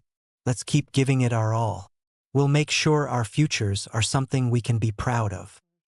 Jiro's lips curled into a small, sincere smile. Exactly. We can't afford to hold back. She paused for a second, glancing at Izuku as she tucked a strand of hair behind her ear. And hey, don't forget to take care of yourself too. You can't be the best if you burn out. Thanks, Jiro. See you later, he said, waving at her. Izuku turned on his heel, the weight of the notebook in his hands grounding him. He glanced back over his shoulder one last time, catching a glimpse of Jiro watching him from her doorway. She gave him a small wave, and for a fleeting moment, he thought he saw her smile lingering even after she stepped inside. As he walked home, the city felt different. The usual hustle and bustle of late-night life seemed muted, giving him space to think. The events of the day replayed in his mind, each moment with Jiro standing out like a vivid snapshot. From the easy banter to the heartfelt gift, it all felt surreal. He clutched the notebook a little tighter, as if afraid it might vanish if he didn't. He walked up to the apartment to see that it was locked, which made him sigh. This meant he had to go through the window. Again, he opened the window to his room and crawled in. He could hear some laughter coming from downstairs. He decided to open his door slightly to hear what was going on and peeked down the stairs. "Thanks again, Mom and Dad, that was a great time," said Ichiro, sounding happy. Inori finished laughing and sighed. "Yeah, it was amazing, Dad and Mom. It was a great birthday." Toshinori smiled. "Glad you both enjoyed it, but I would like to give you one more present. Mom and I thought this would be a good one," he said, standing back from them. Toshinori stood there, breathing in, and steam filled the room. "Look out, my family, for I am here," he exclaimed, showing him he was All Might. "No way," Ichiro exclaimed, his grin nearly splitting his face. "Dad, you're so cool. How did you even keep this a secret from us for so long?" Inori clapped her hands together, her expression glowing with awe. "This is the best birthday ever. You're a real hero, Dad. The #1 hero." Izuku knew he was All Might, but it didn't hurt any less when he saw this type of interaction between them. "Yes, my children, but I need to say something very important to you that must stay between us and no one else. It is about my Quirk one for all," he said, making the two of them listen. Inko took a seat next to her husband as her children sat across from them. Izuku too wanted to know about this story. He knew the mechanics of One for All but not the full story, so he still listened in from the top of the stairs. One for All is a quirk that can be passed on from one person to the next. It person that it goes to collects more and more power than the last. Long story short, it's more than a quirk. It's a responsibility, a torch passed down to fight against the darkness that threatens the peace of our world. Ichiro's eyes gleamed with curiosity. "So, it gets stronger with every person? Like, all their strength combines?" "Exactly," Toshinori confirmed. "Every person who has carried One for All has added their own strength and will to it. It's not just about power. It's about the ideals and determination of those who wield it. That's what makes it unique. It's not just mine. It's the collective effort of everyone who came before me." Inori tilted her head, clearly deep in thought. "But why pass it on? Why not just keep it yourself?" Toshinori's expression softened, his smile tinged with a bittersweet edge. "Because no one can carry this burden forever. A few years ago, I was injured and I can only hold this form for so long a day. About 5 hours as of now. And eventually one of you will be the successor for One for All," he said, transforming back down to his skinny form.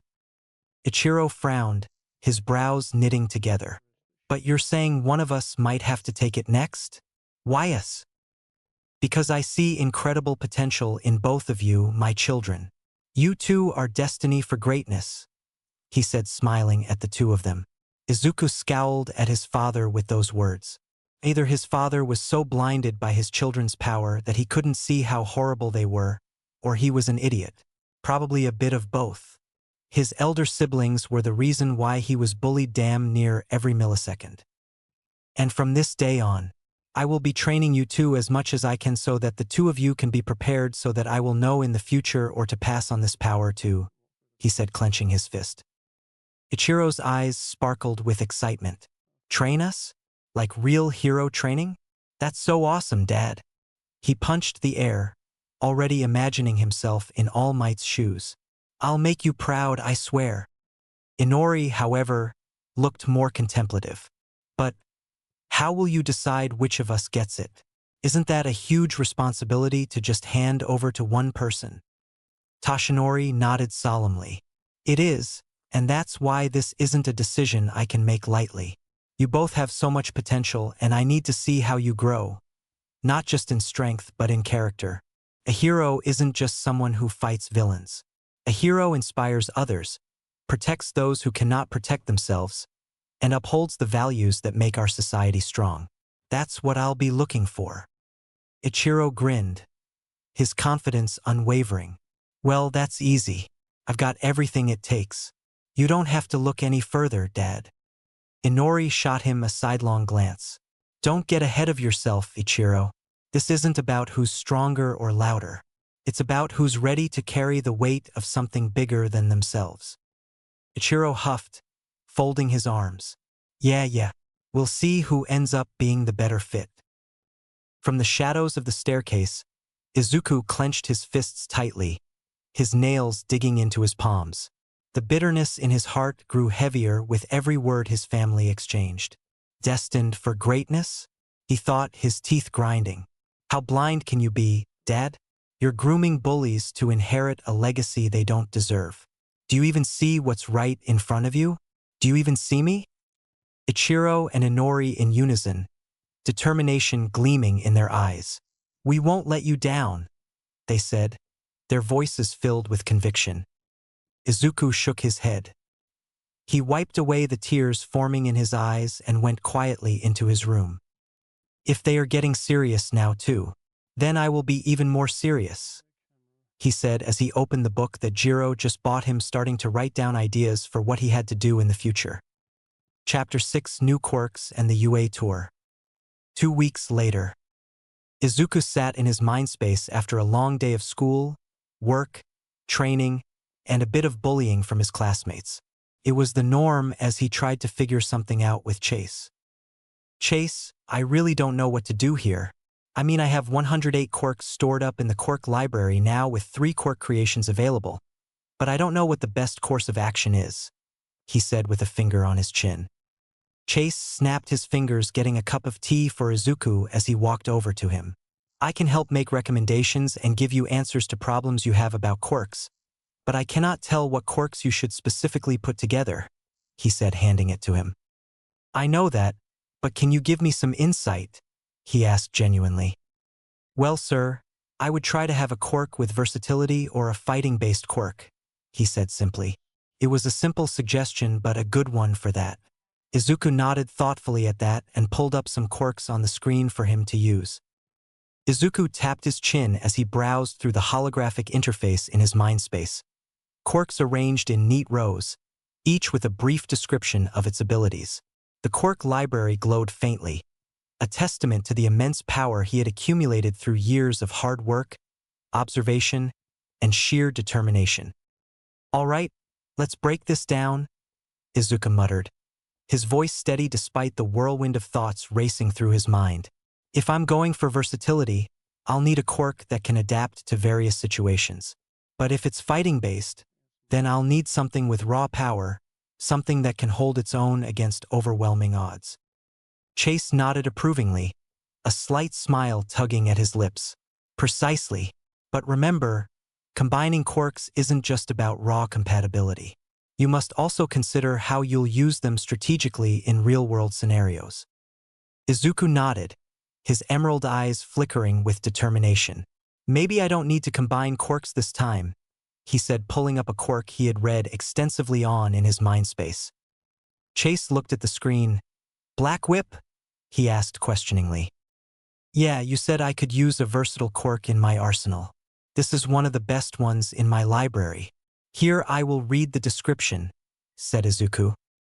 Izuku cleared his throat and read aloud the description of Black Whip, his finger tracing the glowing text on the screen. Black Whip, a quirk that allows the user to manifest powerful, flexible tendrils made of dark energy. These tendrils can be controlled with great precision and used for a variety of purposes such as binding, swinging, or even attacking. The user can control the tendril's length, strength, and flexibility, making this quirk highly versatile. However, it requires mental and physical stamina to maintain control, especially when multiple tendrils are in use simultaneously. The quirk is highly effective in combat and for mobility, but prolonged use can lead to fatigue. It also says that with all that time being in one for all, the power is amplified, and it is made more powerful now. Izuku looked up from the screen, his expression thoughtful. It's versatile enough to be used in both combat and utility situations. And with my enhanced cognition, I could probably use this with great precision, even under pressure. That seems like a great idea. Do you want to change anything about the quirk before we seal the deal? asked Chase as he went up to the screen preparing for the adjustments. Izuku hesitated, his eyes tracing the details of Black Whip once more. He had always seen its potential, but now, with everything he had gone through, his training, his growth, and the weight of his struggles, he understood it on a deeper level.